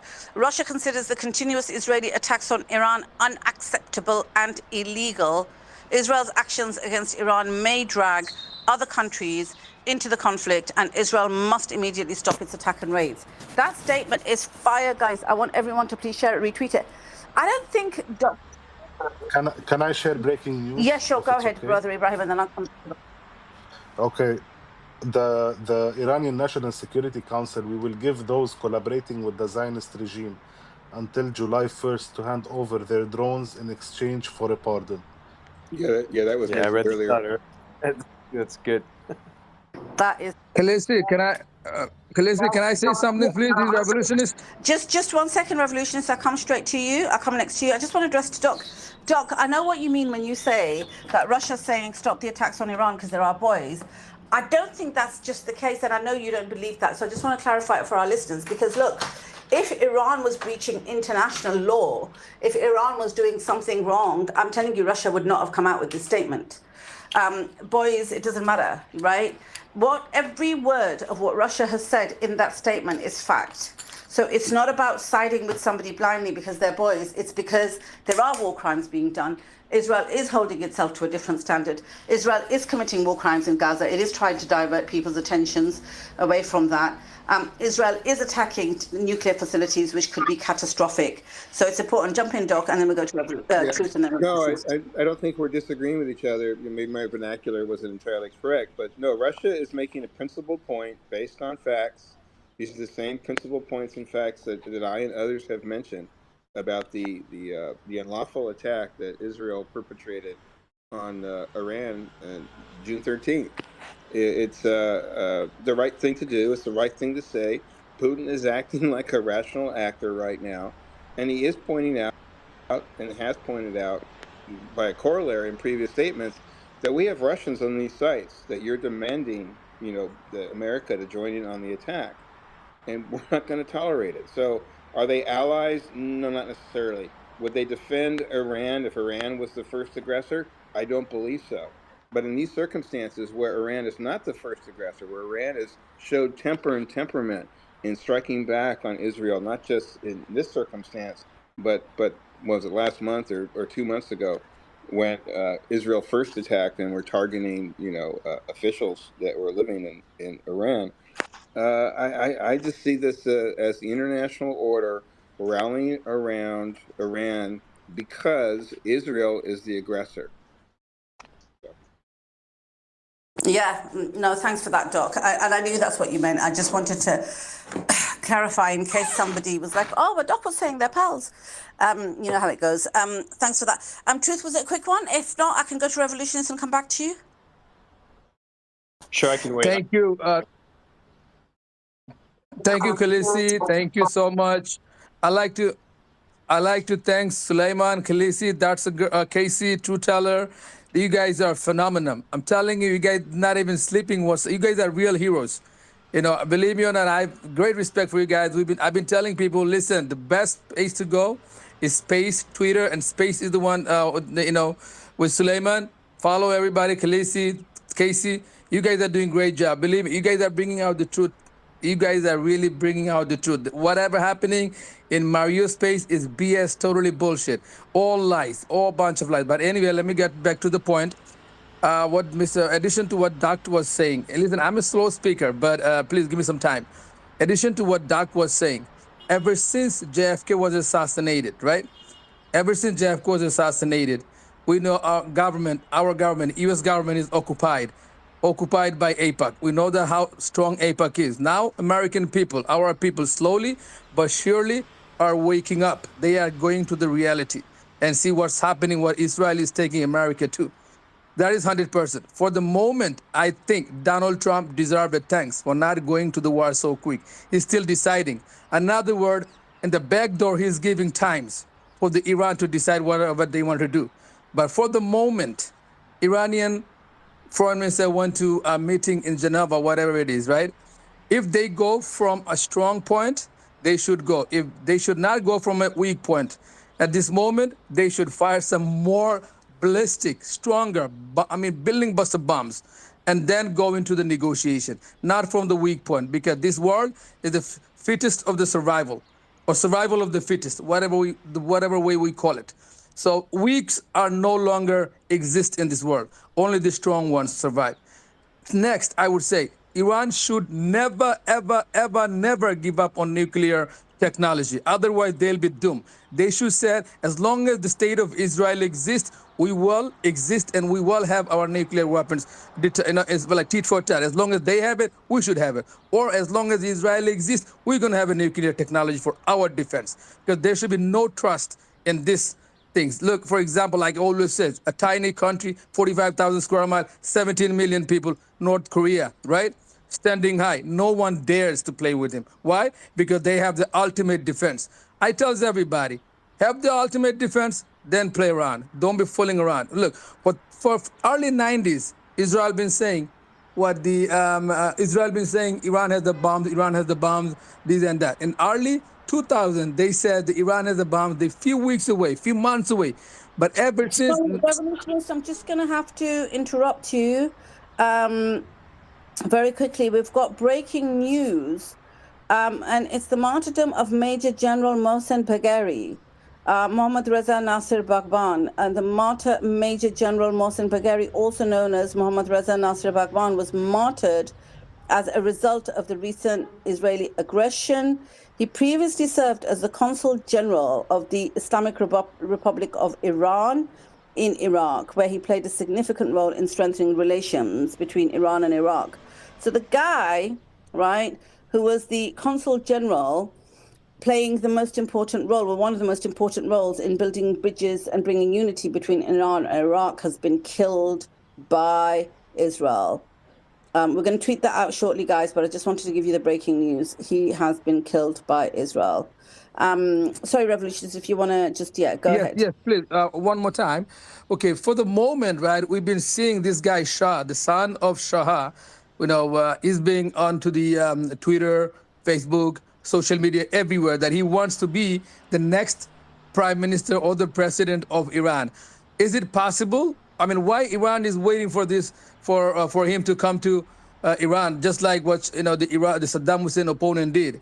They drag America into that false war, stating that Saddam Hussein had WMD, which in reality we don't. I mean, they didn't have no WMD, right? So right now, this guy, Shah, the son of the Shah, is telling everybody, He's going against his own motherland where he was born and raised. He's going against just for the power. The Iranian government should not wait. They should just eliminate this guy, get him out of the scene. Because once you let your enemy survive, you'll be the next target, no matter what. I do not trust them. Iran is a good country, fantastic. They're doing a great job. But look what happened. Once you have these enemies, like Saddam Hussein did, Chalabi, he lied, and he took all the Western world with him, saying, Saddam Hussein had WMD, in reality, we didn't have it. Even though Scott Ritter, the inspector, he himself said it.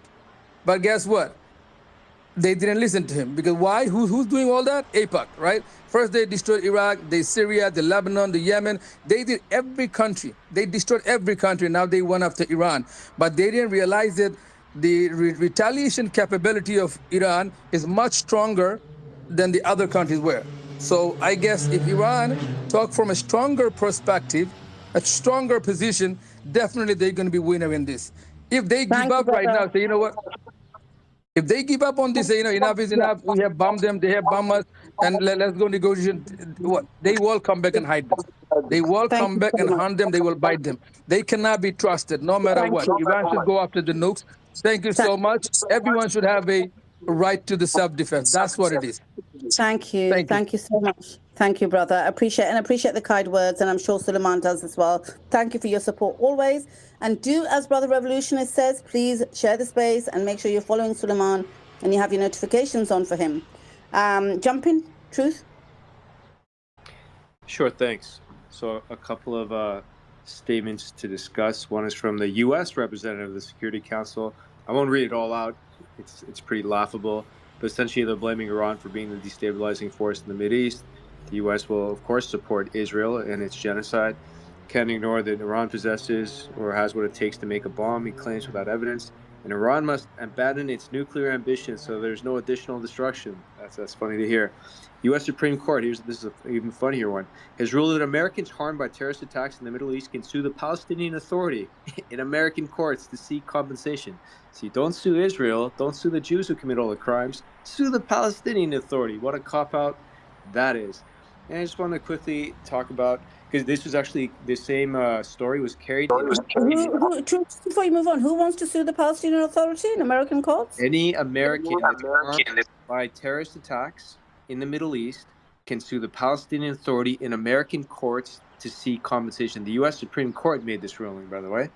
So you can blame the PA for any harm an American sustained from so-called terrorist attacks that are committed by the Jews. They're the ones who commit all the terrorist attacks on Americans, including, for instance, when an American and Palestinian hostage, or not a hostage, but citizen was struck or hurt by, was injured, by one of the many aerial bombing campaigns that Israel carried out. And they expect him to go, sue the PA for Israel's crimes? But you see how far they go to shield and defend, and which definitely makes them complicit in all of Israel's genocidal crimes.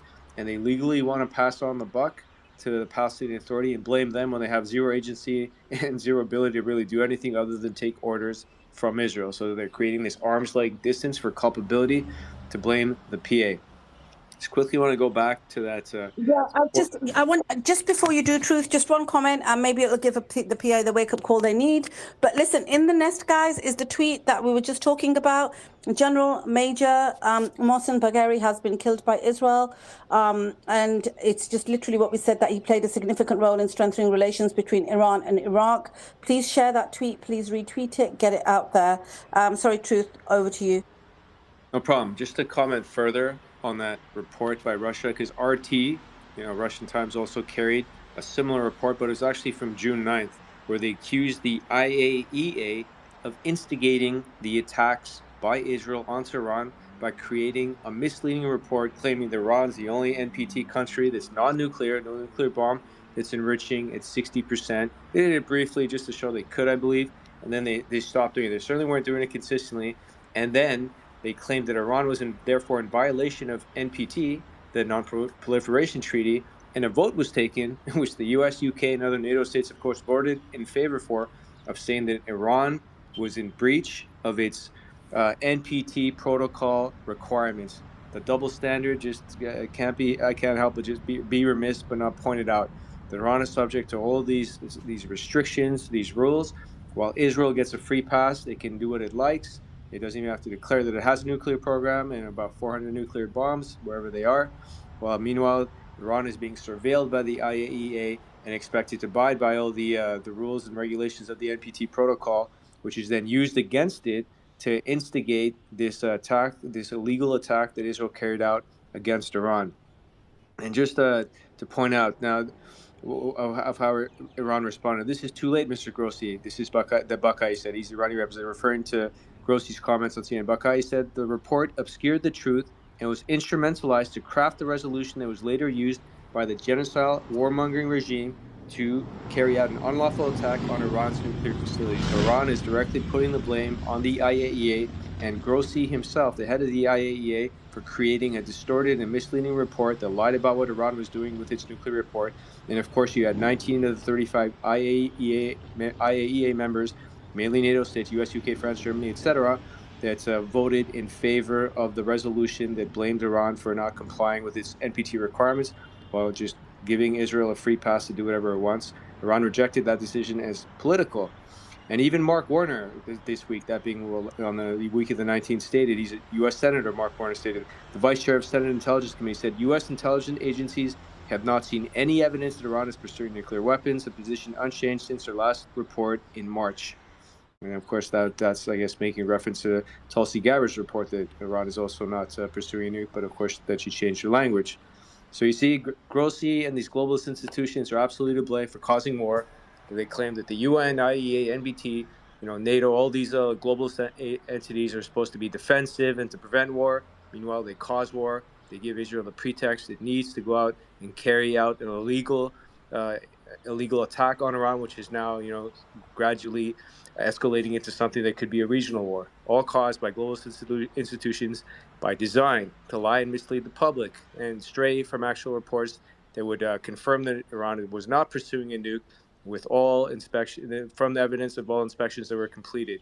So this Grossi guy should absolutely be prosecuted for his crimes of collaboration with Israel. That's in addition to providing, of course, sensitive information about Iranian nuclear scientists that led to their assassination. He has blood on his hands, and hopefully he gets the public hanging he deserves. Thank you. Khaleesi, can I ask one question, please, to everybody here? Just 1 second, brother. Just 1 second. I've got a tweet in the nest, guys. Oh, sorry. I went to mute Resistance Mike and almost removed him from the space. God. This is funny. Truth, listen to this. Doc, listen to this. Hebrew sources have claimed that Netanyahu's government has approved 100 million shekels for shelter renovation and construction of fortified rooms. 100 million shekels. How much is 100 million shekels, guys? Anybody know? It's like it's $6. roughly 34 million. Yeah, okay. About 340, 350 or something. 350 what? Oh, I'm sorry. 34 million US dollars. It's like 34, 35. I'm math. 30. Oh, well, do you know what? All the Americans on here, thank you so much for giving your taxes over to provide shelters for Israeli people. $34 million of your money has just gone. Casey, you're working hard. Which add to that, Khaleesi, they don't let out-of-towners. So the Ukrainian citizens that came in from the war, like the Ukrainian women that they trafficked there was a video Suleiman posted where she said they wouldn't let her into the bunkers. So they have a separate area for them, and it's not fortified like their bunkers are. Well, you're paying for them, guys. You're paying for them. 100 million shekels for shelter renovation and construction of fortified rooms. I don't know what fortified rooms looks like. But, I mean, this is just bogus. Like, all right, serious note, guys, right? Nothing's going to happen here. And I'll tell you why nothing's going to happen here. This is just him trying to calm his people down by saying, oh, look, I'm going to spend so much money to make sure next time this happens, you've got VIP accommodation. Nah, like, this is just, it's kicking the can down the road, as we say in England. I don't make anything of it. I don't know if you guys do, but I don't make anything of that. It just shows how weak Bibi is right now, that he's actually talking about building new bomb shelters in the middle of this unrestrained attack by Iran. Big deal. It's so much cope. It just shows how weak Bibi is right now. It is, but then look, right? Doc, they're in an emergency, the emergency UN Security Council meeting, and the US representative to the United Nations has said, we will continue our support for Israel. Okay, do you know what? I get that. I get that Israel occupies and all of that, and we get that, right, Doc? But how stupid does this now make America look in front of the world? Like, America, I don't care about Israel, right? Israel's an illegal entity. But America's should be the greatest bastion of justice and all of these things that people used to look up to it to be. And this kind of statement in the United Nations, when the whole world, apart from probably Fiji Islands, is stood on the other side, this is terrible. Yeah, You see, the next generation of Americans. Sorry, Revolutionist, let Doc go. I will come to you, Revolutionist. Go ahead, Doc. No, I think that the mixed messages that come out of the various aspects of the American administration, number one, isn't completely going to be in alignment with what Trump at the very top is thinking and dealing with. They're independent actors. I don't think Trump gives two shits about the UN. I never think he has. It's unfortunate that we have voted along with Israel, even ever since the start of the genocide on October 7th, and those votes that protected Israel. But in terms of the U.S. coming out now and saying that we still stand with Israel, when we clearly don't, when we've opened the door to this continued attack by pausing any commitment to join in the attack for 2 weeks, we've opened the door to allow Iran to continue this attack. And while we encourage not just the U.S., Iran, and Israel to talk, while other countries and their representatives are meeting both in Switzerland and at the UN, this is garnering and gathering support for at least a ceasefire, if not for a long-term solution, which is what Saudi Arabia, the U.S., and others have, Russia, China, would all like to see, which is a resolution of the Palestinian question and peace in the Middle East. So we'll see. Yeah, thanks for that, Doc. Yeah, I'm just going to go one second. I just got this breaking. Guys, I can't actually see any hands. I saw Truth for 1 second, so I'm going to go there. But if there's any breaking news, just jump in. Breaking news in the nest. Well, I don't know if it's breaking, but it's just in. The UK says it is withdrawing staff from its embassy in Tehran due to the security situation. Literally, the UK has missed the trick because it's been going on for 7 freaking days. And if you left your staff there for 7 days, then you should be done for negligence. Right? 7 days later, Keir Starmer, somebody's poked him to wake him up to say, get your staff out of there. What a moron. Truth, did you have your hand up? And then I'll go to revolutionary stuff. And then, Casey, did you want to jump in? Just Yeah, I before did. I Truth just goes, wanted- we got a video in the nest. And the video is the US ambassador to UN, Dorothy Shea, says, we can no longer ignore that Iran has all that it needs to achieve a nuclear weapon. So this is the propaganda they're spewing at the UN Security Council. That tweet in the nest. Sorry, jump in whoever was speaking. Was it Truth? Yeah, it's me. Sure, thanks. And this notion that somehow Trump or others in his administration don't care about the UN. They absolutely love the UN and these other globalist institutions because it's their opportunity to be able to bully other countries, pass off resolutions in their favor, or reject resolutions not in their favor or Israel's favor, and therefore they can run cover and shield the crimes that Israel's committing. So once again, America and its regime are absolutely culpable, responsible. They're aiding and abetting a terrorist entity called Israel. And for anyone not to call that out, that just makes them treasonous, not willing to call out a government that supports genocide directly and indirectly, and globalist institutions such as the UN, IAEA, NPT, and others are absolutely responsible as well because they've allowed for Israel to become the rogue agents it's been. It's used nuclear weapons in the past, threatened to use nukes as well against Palestine, for instance, and they've used depleted uranium as well, in addition to other chemical weapons, while never ever being, much less reprimanded or even punished for its crimes. So this notion again that somehow the U.S. doesn't care for the UN is just a complete lie, and only MAGA-tards would make that claim because once again they want to shield Trump from blame for the crimes that he's responsible for. I'll keep it short. Thanks. And guys, just one thing. There's a tweet in the nest, and I think it's really important because what's happened is the NCRI, which is the Network Contagion Research Institute, they did a hit piece on me, I believe, about a year ago. And this time they've done a research which is basically extremely weak, and they've attacked a number of people. They've attacked Adam Media, who is anti-Zionist, pro-Palestine. They've attacked Draven Noctis, who is pro-Palestine, anti-Israel. Jackson Hinkle, who's pro-Palestine, anti-Israel. Jake Shields, Nick Fuentes, and basically the research is extremely weak, and obviously has not much basis behind it. But what's worse than that is, if you look at it, they obviously attack those people, so we need to push back against that. Furthermore, NCRI is a Zionist control platform. It's run by Joel Finkelstein, who basically used to work for the ADL and is linked and connected to intelligence agencies and the government. They also and yes, and the aim is to attack anyone who's basically calling out Israel as Zionist, and to create this facade that it's a bot network, when in reality it's not. In reality, we know the vast majority of people are against the Zionist regime now, and it's the Zionists who actually use Indian bot farms to basically try and garner attention, because we know the vast majority of the world's against it. So I do want you to retweet that tweet, share it, like it, and expose them, because in reality this is propaganda. They are trying to create a narrative. You've seen Jackson Hinkle has a huge amount of support here, great guy. Nick Fuentes, great guy. What's it, the Noctic guy, Noctis Draven. He's literally a combat veteran. He fought for the United States of America. They're calling him a foreign agent. Adam Media, he's been on our space as great guy, always putting the news on. Again, from the UK, attacking him as well. So they're attacking anyone who is big and pushes back against them. So I did want to highlight that. I think it's an extremely, extremely important point. Back to you, Khaleesi. Suleiman, very quickly, just with these types of organizations, there's many of them. It's not just NCRI. You've also got the Canary Mission. You've already mentioned the ADL. You got that Stop Anti-Semitism account as well.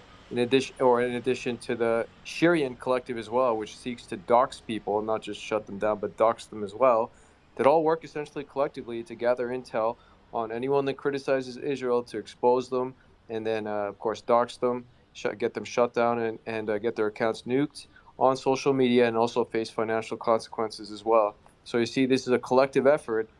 So when people say that censorship is Jewish, we're seeing the evidence here with Joel Finkelstein, in addition to guys like Adam Milstein, who actually funds Canary Mission, and also Stop Anti-Semitism, and the other accounts that are used to target anti-Zionist, anti-Israel, anti-Jewish accounts that just call out Israel's crimes. So it is a collective effort, and they're very well funded by billionaires like Adam Milstein. I agree. And that's why, guys, I wanted to go in there and like the tweet. These people have doxed so many people, so many university students who've been protesting, trying to destroy their lives, take away their university opportunities. They did a hit piece on me like a year ago as well, and various other people that we platformed.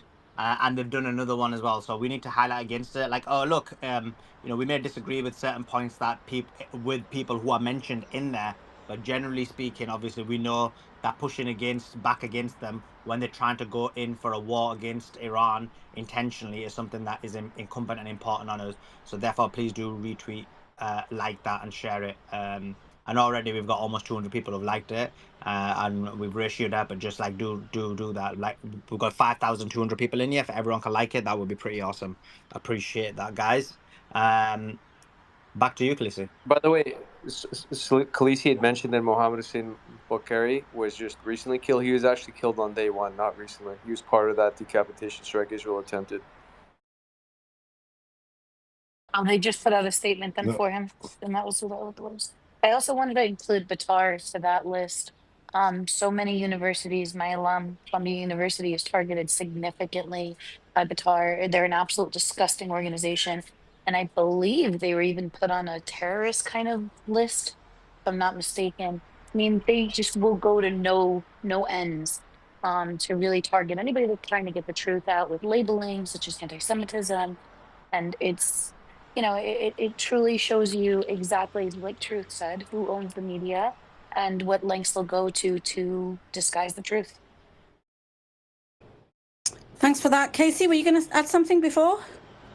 Yeah, I wanted to respond when Doc was speaking, but he's gone. So I wanted to talk about just real quick with Trump, and I'll make it quick. This notion that he's like bartering for peace. And so this is what, I don't know, I can't remember what was all said because it was a little while ago and I ran to the phone because it's tiring. I have a high standard for people, and maybe that's just a personal thing that maybe I should work on. Maybe I should lower my standards, but it's not in me. Americans don't take the chum of like, well, he's negotiating for peace, and well, see, look, he said 2 more weeks, guys. See, he's strong. He's pushing back to the Israel lobby. I was a hardcore Trump supporter. Let me know if you need to cut me off, Suleiman, because I saw you put something in the nest. Just always, if y'all need to cut me off, You can let me announce know. it. You did such a great job. Thank you so much. Let me just go ahead. I might as well just, yep, I got you. Let me just say this real quick. Breaking this is from the IDF, the Chief General of the Staff. To remove a threat of such magnitude against such an enemy, we must be ready for a prolonged campaign. The IDF is prepared. Day by day, our freedom to operate is expanding, and the enemy is narrowing. This is coming from the IDF. It sounds extremely delusional to me that that they are prepared, but I feel like for them to make that statement, it goes right back to what I was saying about Trump, about America. They're making that statement because they know if this is going to be this prolonged campaign that they're talking about, is because they know they won't be on their own to do it. They simply just can't. Everybody knew this going in, and that's the point again about the chum in the water. This 2 weeks of, delay is not a show of force. It is not a spine. Like I said, I was a huge Trump supporter, stood in lines for hours just to see him and everything else. Once I realized the reality of how this goes, of who actually will control the situation, and the fact that Trump would not be able to stand up to it, I could not vote for it, right? And that's what we're seeing today. Don't think, because what will happen is, if there is some sort of negotiation, they'll say, oh, Trump should get a Nobel Peace Prize because he was able to bring peace. No, it will still be a farce, number one, because they will still go after Iran. They will not stop. This will never stop, just so you know. But number two, we should have never got here in the first place. It should have never got like this. Israel should have never been able to attack Iran. Those weapons that they use, we provide them in some fashion, whether it's through money or just straight up giving it to them.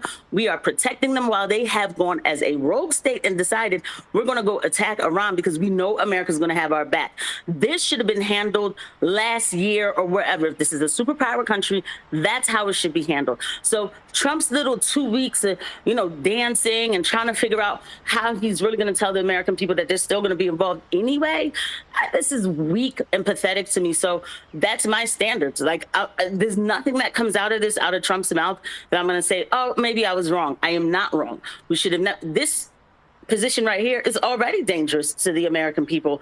And by the way, there was something about Iran has been, retaliating without restraint. God bless Iran. They've shown a lot of restraint. Yes, they have. They've been very, very patient. Yes, they have. All these negotiations, they were lies, right? They knew Israel was going to attack. They were helping Israel to attack. Even still to now, there was an assassination attempt. They're still meeting. They're still showing up. They haven't taken full retaliation the way that somebody like me probably would. I'm not going to lie to you, right? So, yeah, we should have never got to this point. So I'm not taking a chum in the water. And I think it's a disgrace, too, when I hear these American people say we stand with Israel and all this other stuff or whatever. I'm so sick of hearing it. It just reminds me more and more again that I don't live in a sovereign country. Thank you.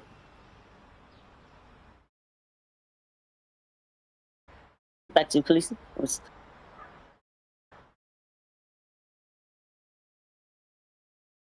If we want to go to another hand, maybe while we're waiting the resistance, if you want to talk resistance.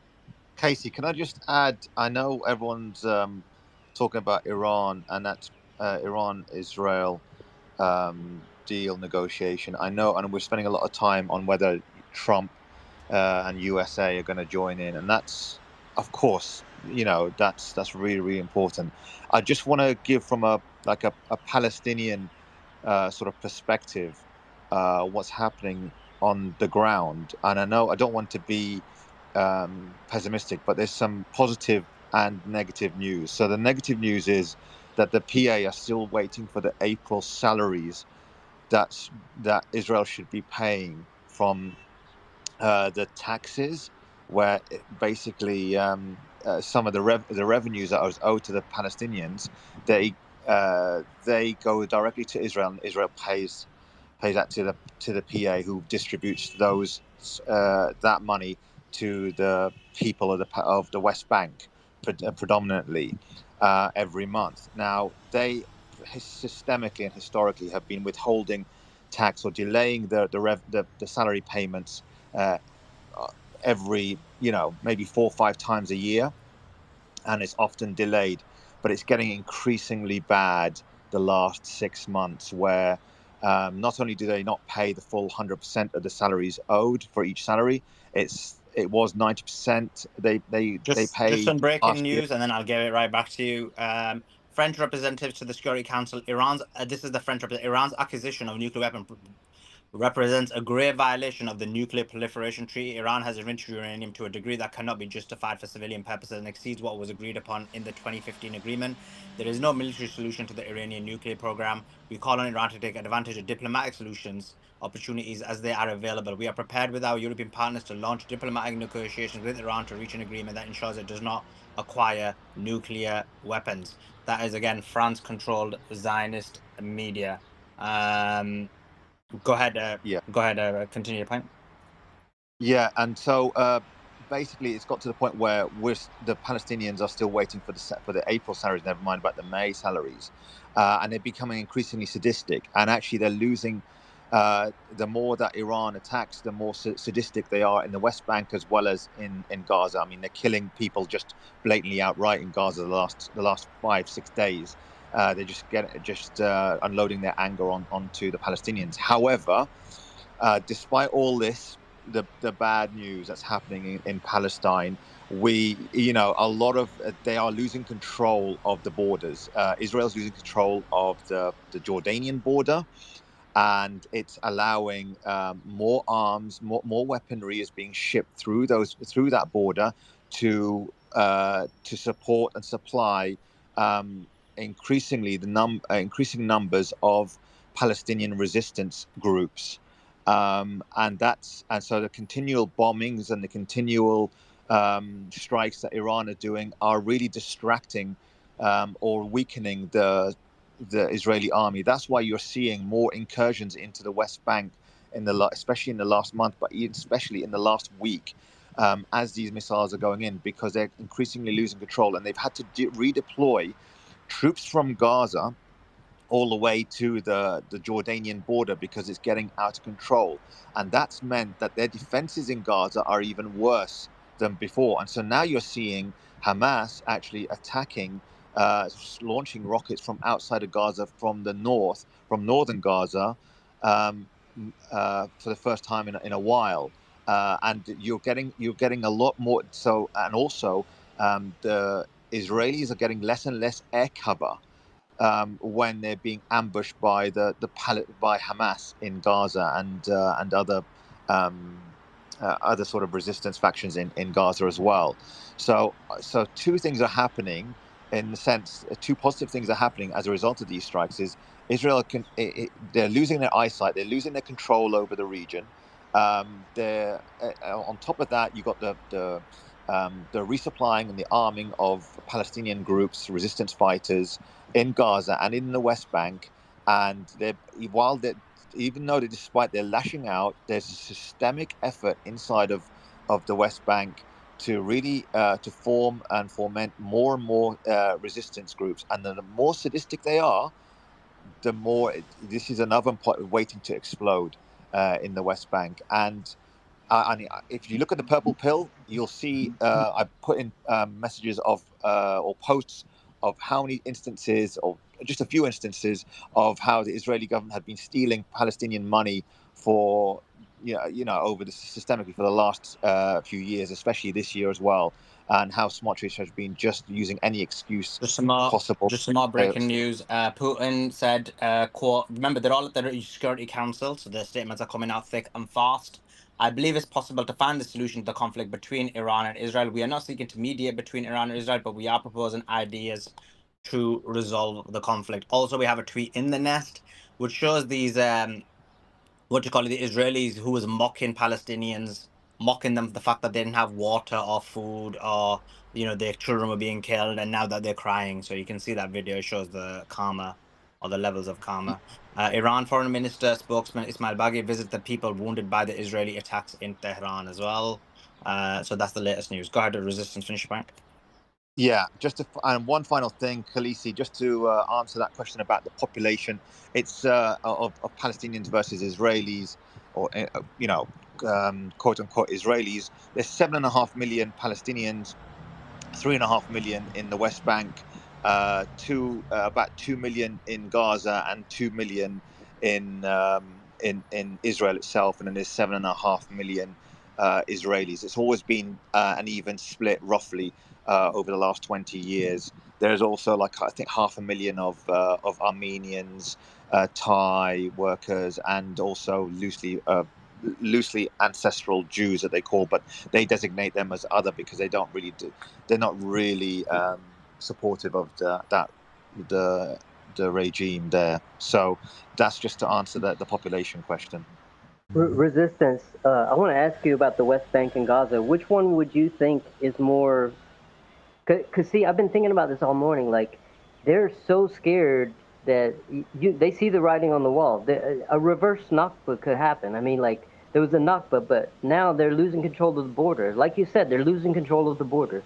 This is so important. Which one do you think will do it first? There's going to be an overrun of the borders, and we're going to finally see what we've all been waiting for, right? They're going to get out and go and reclaim Greater Israel, right? Is that what this is leading to? I mean, selfishly speaking, a lot of us Palestinians are hoping that the Iran-Israel war continues, only because because we're seeing Iran really successful in really destabilizing Israel. And actually, you're right in the sense that you could see a sort of a Nakba from the Israeli side, more so than anything else. And actually, this also weakens the chains that are on the Palestinians as well, and also gives us the confidence to actually really fight back in a unified fashion. So selfishly speaking, I don't want the Iranians to be hurt, and I know they are suffering themselves, because we recognize that they are still doing some damage to Iran, but they're doing incredible damage to Israel, to the point that we're starting to see it. I'm having people telling me that they're starting to see things that are unusual on the ground, where Israelis are just losing control. And there's fewer numbers, and they're being exposed, and because of the fact that they're like cowards. They hunt in a pack of wolves because they know they've got the air force, they got the air support, they got the machinery, the weapons, they got everything. They hide behind them, but now there's less and less of that because they're having to be redeployed elsewhere. They're becoming exposed and isolated, and so that's why you're seeing them. The few that come in, they're lashing out really, really hard, but you're seeing gaps in their defense, and that's where we can exploit them. So, and I think who knew that? One of the comments I'll make here is it'd be nice if Palestinians were fully united in different territories, in Gaza, in, of course, the occupied West Bank, and in Arab East Jerusalem, and also within Israel. If only they would unite collectively and take advantage of this current situation and do the reverse Nakba. Unfortunately, they haven't. I don't know what they're waiting for. Truth. The problem is the biggest problem to us is the amount of traitors that we have, because of the fact that the Israelis have been denying salary payments to especially to the people in the West Bank, and also just rounding up and kidnapping people left, right, and center. It means, and destroying lots of shops and businesses, to the point that Just some more breaking news. I'll just keep interrupting with the breaking news, Resistance. A lot's coming out, but do continue. Israeli aircraft is bombarding Jabalia al-Balad, northern Gaza Strip. So they are bombarding Jabalia al-Balad in northern Gaza Strip. Do continue. Yeah, I mean, truth. Just to say that our biggest problem are the traitors that just take the easy route out, and it's just a systemic problem here, and it's hard to eliminate the traitors, because it's such a desperate situation, even in the West Bank, where you haven't been paid for 2-3 months, and then Israel gives you an easy way out. it's a deliberate strategy. They denied salary payments to the people, and then they start, you know, enticing them. Well, we'll pay you this and this and that to feed your family if you spy for us on who is doing this and who's supplying arms, who's a threat to us, etc. On top of the fact that the Palantir Mosaic system that they have, actually, yes, they do have. I know someone mentioned about Palantir and Mosaic. The Israeli Defense Force have deployed Mosaic Palantir as part of their spying operation on the and surveillance operation on the Palestinian people. But we were the test bed. Just some more breaking news. How much will the Israeli war on Iran cost? Israeli media is concerned. Hebrew Channel 13 wrote on his website about the cost of the Israeli war in Iran. They said armaments, compensation, and disruption of commercial life. How much will Israelis pay for the war in Iran? Even if the war against Iran ends within days, its cost has been significant. Security costs, property damage, disruption of economic life, and compensation for commercial interests and citizens. The total cost will be between 50 to 100 billion shekels, a price that every Israeli will feel. 100 billion shekels is about 28 billion, I think, from the top of my mind, roughly. So that's a lot of cost, even according to them. 35 Even though billion. how much? Like 35. $3.50, 350 shekels. £3.50, which would be about 28, right? About 30. It's about 30, maybe a bit less. 28. Yeah, 28, isn't it? Anyway, we got that. What is the news? Netanyahu said we only target nuclear and military facilities in Iran while they target civilians. Iran has 28,000 missiles and is attempting to develop a nuclear bomb. Ramban Hospital in occupied Haifa reports 31 casualties from Iranian bombardment this afternoon. Channel 12 have said that there's been 45 total injuries from the rocket strikes in Haifa, including 2 with serious injuries and another one with moderate injuries. Material damages are estimated at tens of millions of shekels, including buildings, infrastructure, commercial establishment, and vehicles. Those are the latest and breaking news. Obviously, I haven't posted them yet, but I just read it out to you guys. Go ahead, Resistance. Yeah. Sulaiman, just a couple of things. Sorry, Resistance, before I leave, I will be back in 2 hours. I'm not sure, but I can send it to you, Sulaiman. There's a plane from UAE just landed in the entity supplying medicine and supplies for the Israeli entity. From UAE, it just landed at Tel Aviv. I can send it to you if you want.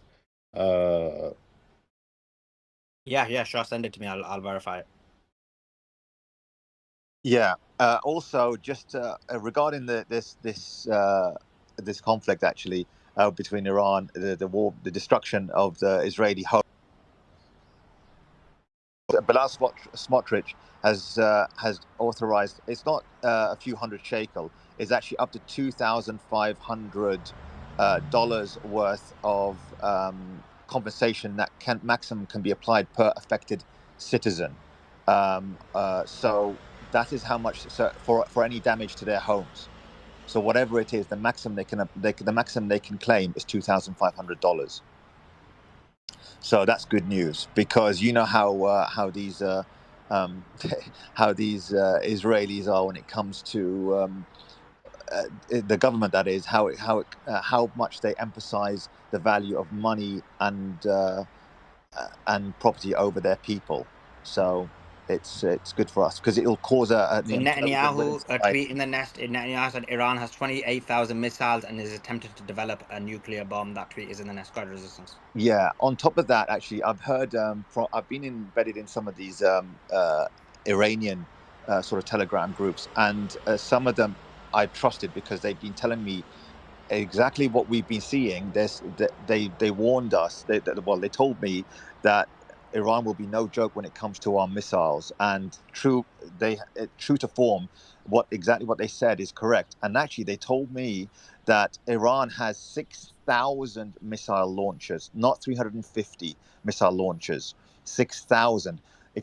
And they said, look at the logic. If Iran has got tens of thousands of missiles, which this is what I was about to say, then it stands to reason that you're going to have several thousand missile launchers, not 350 missile launchers, knowing full well they're going to be targeted anyways. So they prepared a year or 2 So years. another tweet in the nest: 45 total injuries from the rocket strike in Haifa, including 2 with serious injuries and another with moderate injuries. Material damages are estimated to be at tens of millions of shekels, including buildings, infrastructure, commercial establishment, and vehicles. That tweet is in the nest. Back to you, Resistance.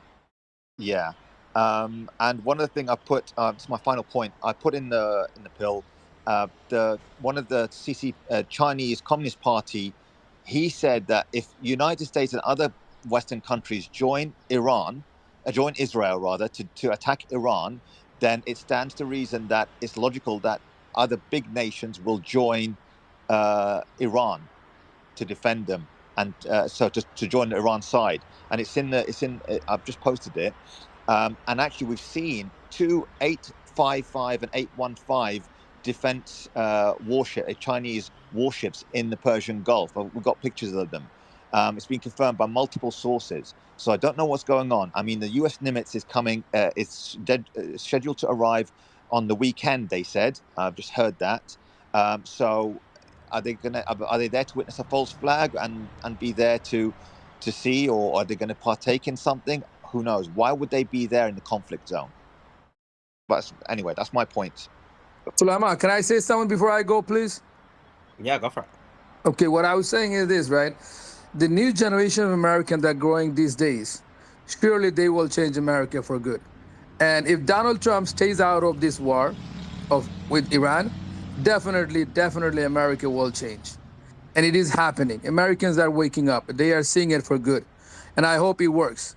Second question is this: why Israel never attacked one of those Arab regimes like the Gulf Cooperative Council, the United Arab Emirates, the Saudis, the Jordanian? I call them Haramis and the Egyptian too. Why they never attack those countries? And also another one, the last ending part is why the people of Israel are not realizing that Netanyahu is not a good president for them. He is destroying their country. He is taking the world to the edge of World War III. So why the people of Israel are not waking up or not rising up against him? I mean, what's in the world holding them back? Are they all became subhuman to themselves, or they all became slave to the Netanyahu's lies and all the stuff that he's doing?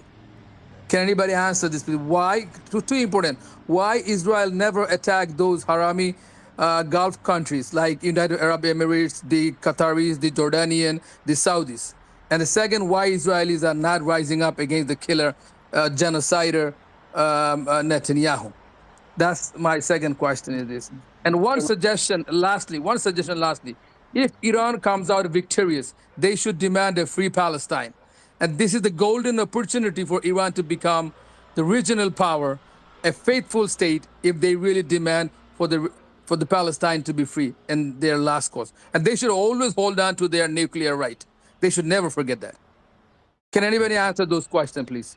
In the case of Saudi, we have an agreement that has to do with the petrodollar. So that's your answer in the case of Saudi Arabia. That's good. And how about the rest of it? The Jordanian, the United Arab Emirates, and the Qataris, the Bahrainis, all these countries. Just some more breaking news. Let me just give some breaking news.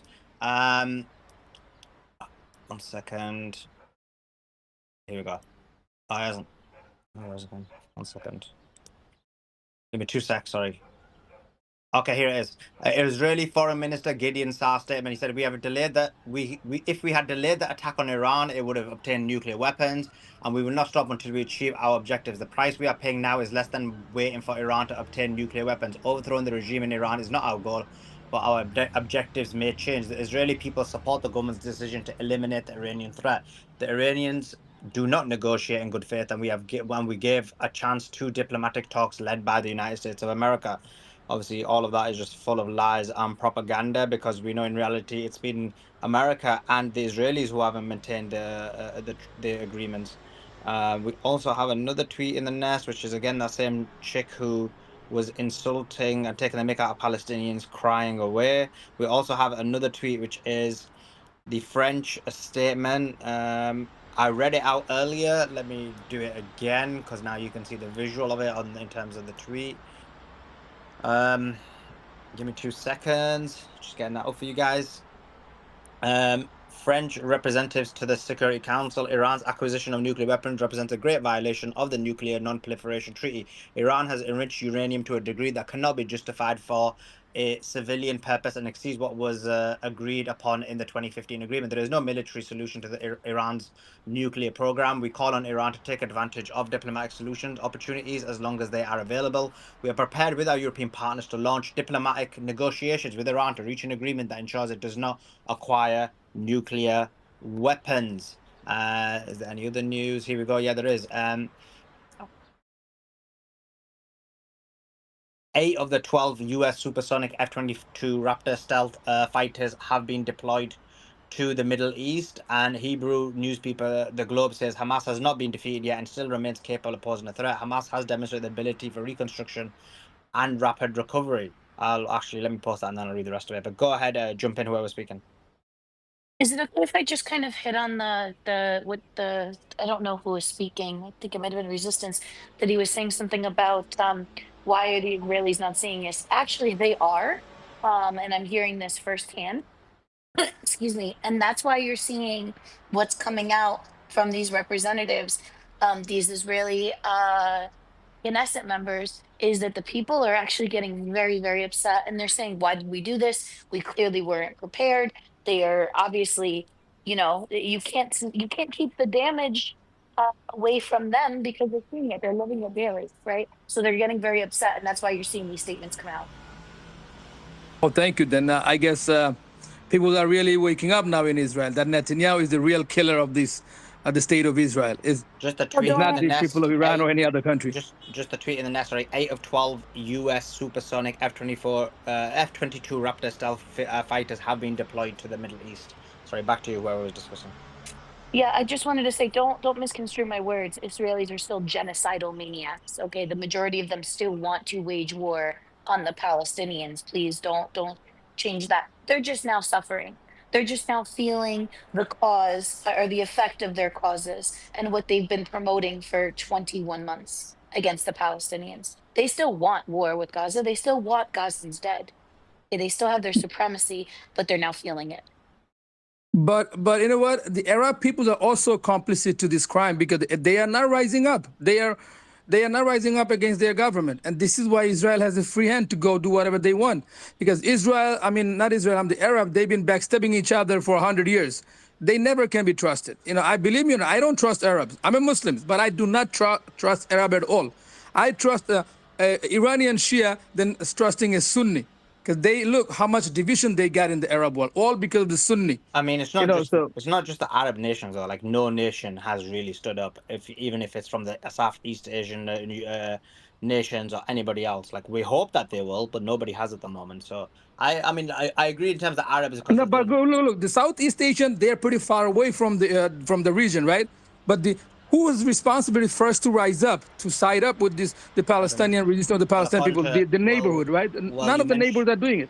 Well, this is the problem. So you can either make the argument which you were doing before about Muslims and one ummah. So if you I know, I remember, Suleiman. Thank you, but so if that's your argument, then your argument that these should do more is not there. The second thing is, if your argument is based on race and you're saying Arabs have a bigger responsibility, I don't agree with the race issue anyway in terms of Arabs. But in terms of their location being closer, okay, that's a fair enough argument. But then, for example, Pakistan has a lot more better weaponry, has better aircrafts, has a nuclear weapon. So do they have more of an onus? Then the Gulf states have finances. Do they have more of an onus? Like every single country that's not stood up, in my view, is complicit. I agree, Suleiman. I agree. Yeah. So in terms of another tweet, let me read this. Israeli newspaper Globe statement. They said Hamas has not been defeated yet and still remain capable of posing a threat.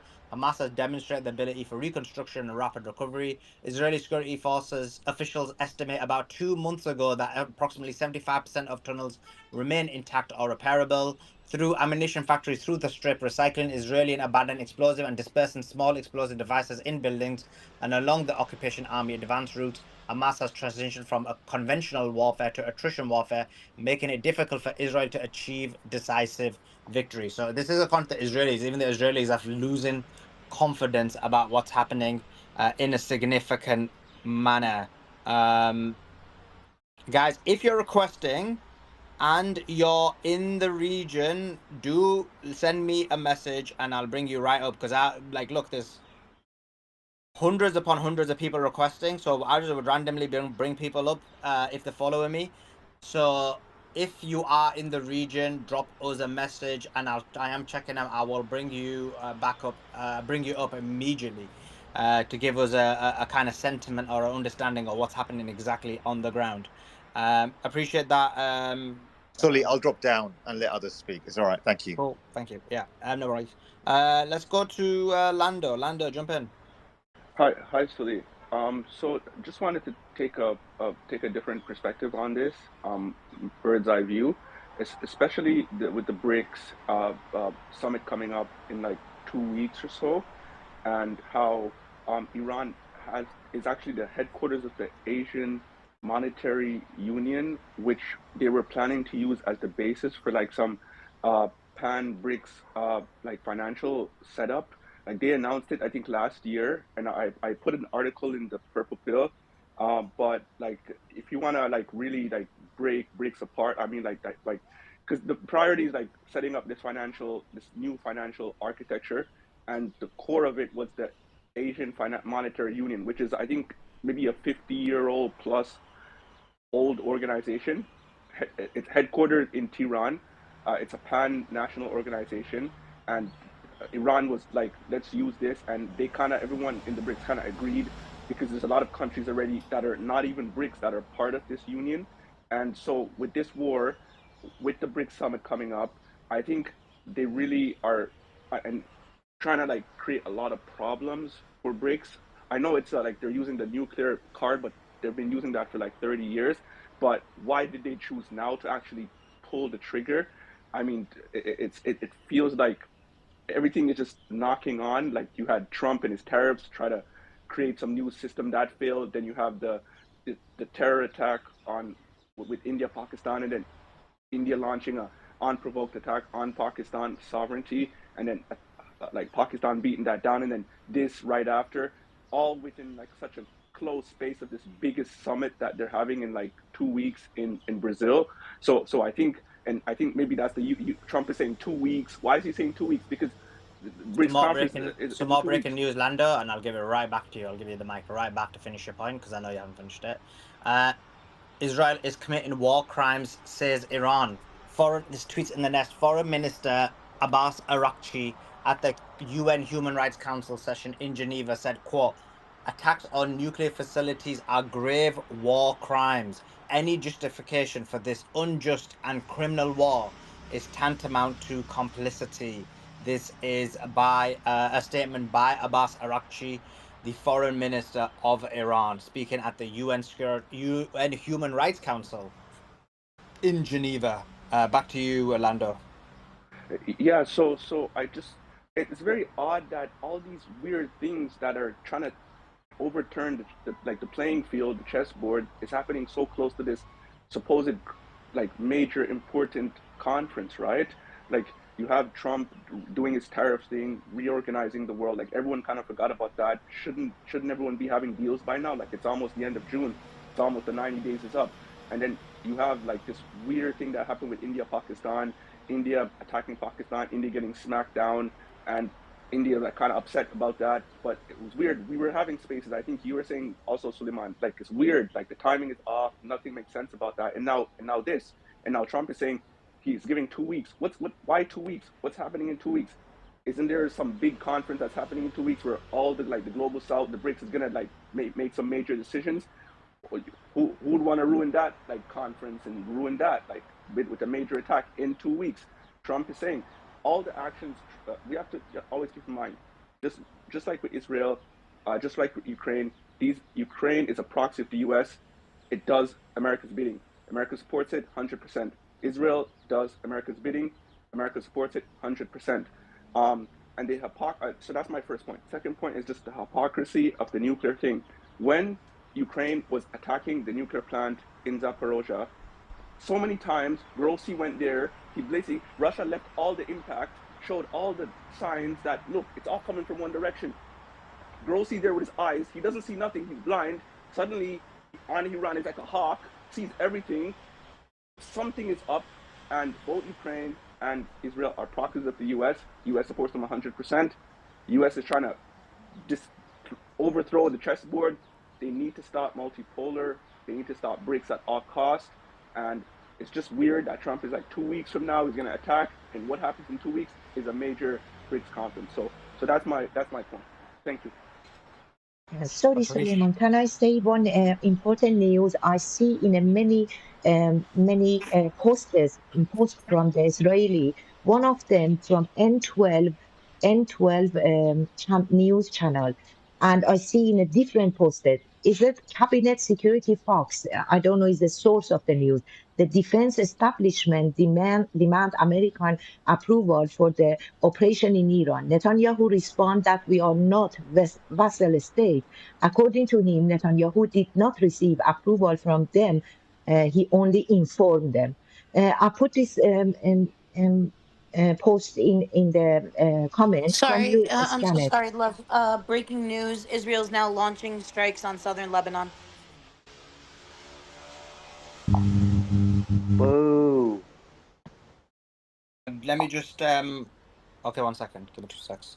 Finish the point you were saying.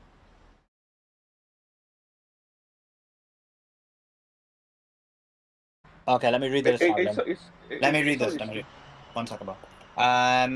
So Iran to the National Security Council. Israel has attacked numerous medical facilities. This is Iran to the Security Council statement. Israel has attacked. This tweets in the nest. Iran has attacked numerous medical facilities in Iran in a flagrant violation of international law. 5 hospitals have been damaged so far by the heinous attacks launched by Israel, and this is state terrorism. So they've attacked 5 hospitals in Iran. And just a little bit of shockwaves to a hospital, and these guys are crying war crimes, and they've literally attacked 5 hospitals. Israel targeted Iran's peaceful nuclear facilities under safeguards in violation of the UN Charter and Security Council resolution. Iran's nuclear program is peaceful and subject to extensive inspection by the IAEA. Israel's attacks on safeguarded nuclear facilities represents a dangerous precedent. Iran exercised its right to self-defense under the UN Charter. The Security Council must act now and acknowledge the illegality of its armed attacks on Iran. Israel has no right to target safeguarded nuclear facilities under international law, and there is no justification for this. Truth, jump in. Sure, thanks. You know, what's interesting to me is I haven't heard anyone at the UN call for a ceasefire and to hostilities, you know, unconditionally to try and spare human lives. It's just amazing to me that and I can understand Iran's perspective. I expected the U.S. to say what it did, of course, to just shield and defend Israel, but they're not calling, you know, for a ceasefire, given that Israel's getting decimated. So that's an interesting point too. With regard to Lebanon, I told it was more or less a Lebanese space, Levantine space, whichever, that look, if Hezbollah doesn't step up, and I wasn't telling them what to do by any means, but I gave the heads up that Israel will likely take this out on Lebanon. One, they're going to fear that Hezbollah may strike, so they're going to do something preemptively.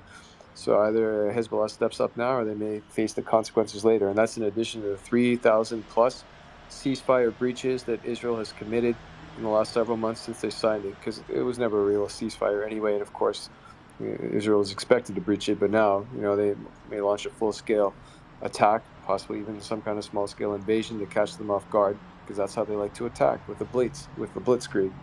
So, yeah, and you just noted it. They're bombing southern Lebanon now. So, if I'm Lebanon, Hezbollah, I mean the government, I guess they're compromised. They're not going to defend the country's borders at all. If I'm Hezbollah, this is the time where, you know, I would overtake the government, solve the internal strife immediately, and then get on with taking back their land, because 11 other villages are still illegally occupied, and this is their chance while Israel's weak. But they're not doing it, unfortunately.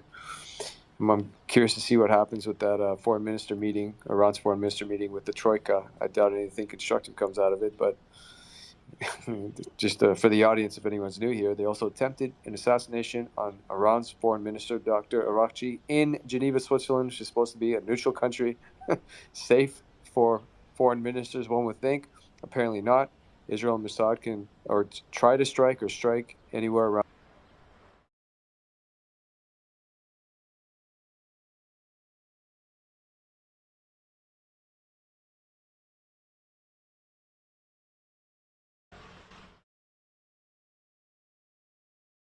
Southern Lebanon right now. Israel is bombing southern Lebanon right now. 1 second, I've got some more news. Let's see. Okay, I've got that.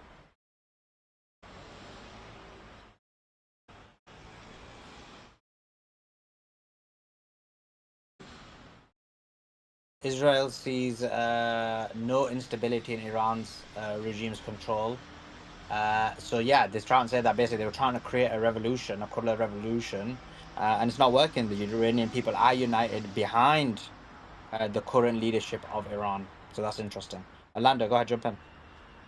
Yes, thanks, Oli. So just the speaker previously mentioned that Israel is saying they're not a proxy, they're not a vassal, and Ukraine also did the same thing. So we have to look at the modus operandi of how the master and the vessel works. So, for example, Ukraine bombs Russian nuclear, the nuclear Zaporozhye nuclear plant. The IAEA says they don't know anything about it. They completely ignorant. U.S. doesn't know what's going on, but Ukraine does it. Ukraine attacks Russia. Trump doesn't know anything about it, but they still enable that attack with intelligence and with their weapons, just like with Israel. Israel attacks Iran because of the nuclear program that the IAEA says they have, and when Ukraine says they want to make a bomb and they attack an actual facility, IAEA doesn't see anything and acts ignorant and plays the fool.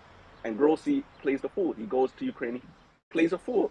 Now in Iran, he's focused. He sees everything. His eyes are wide open. The hypocrisy of the IAEA is bare. But it's the same modus operandi. The U.S. doesn't know anything about this attack supposedly, yet all the intelligence is provided by the U.S., all the bombs are provided by the U.S., all the aircraft, so all the funding for Israel's economy is basically the U.S. is supporting Israel through and through since for the last 2 years. Without the U.S. support and all the taxpayers' money, Israel would basically, economy would have collapsed into hyperinflation. Same with Ukraine. Some more breaking news. Israel is attacking South Lebanon. You can see the smoke coming from South Lebanon. There's been 4 Israeli airstrikes that have struck the south of Lebanon minutes ago. I mean, look, Hezbollah needs to step up. It's like it's time. They need to step up. Like they've been attacked. This is like they need to defend themselves.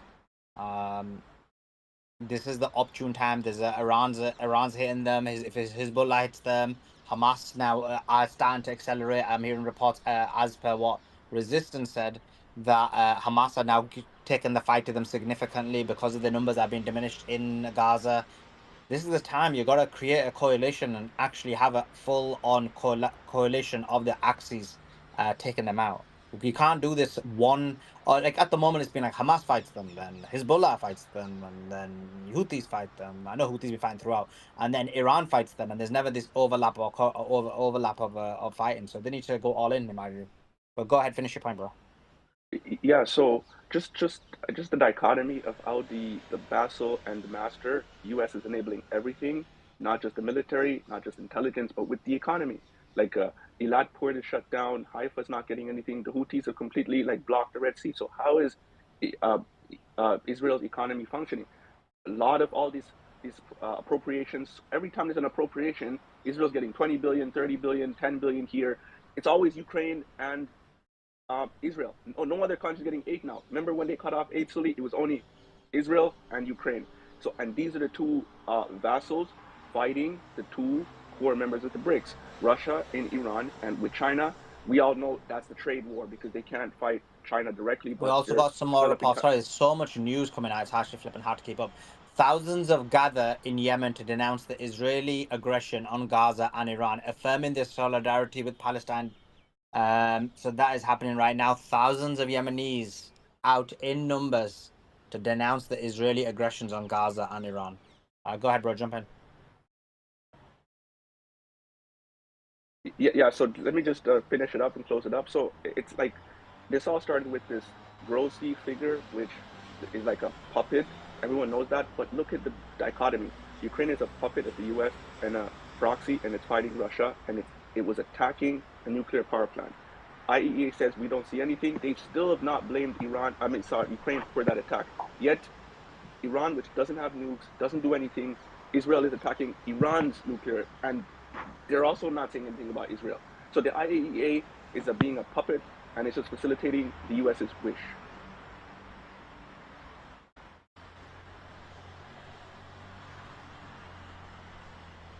Thanks for that. Jump in, J2K.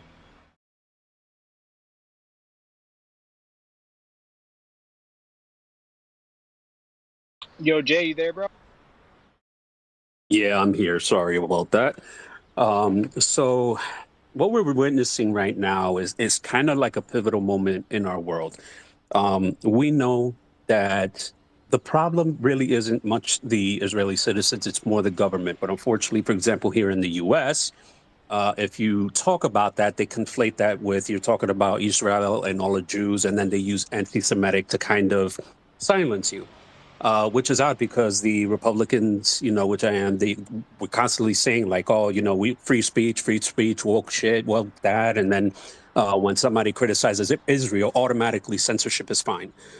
Israel is, and I always said, it's like the little brother who always talks shit and wants to start Just some problems. more Simply, breaking news. I do apologize. There's so much yeah. news coming out. I'm literally like tweeting every 30 seconds.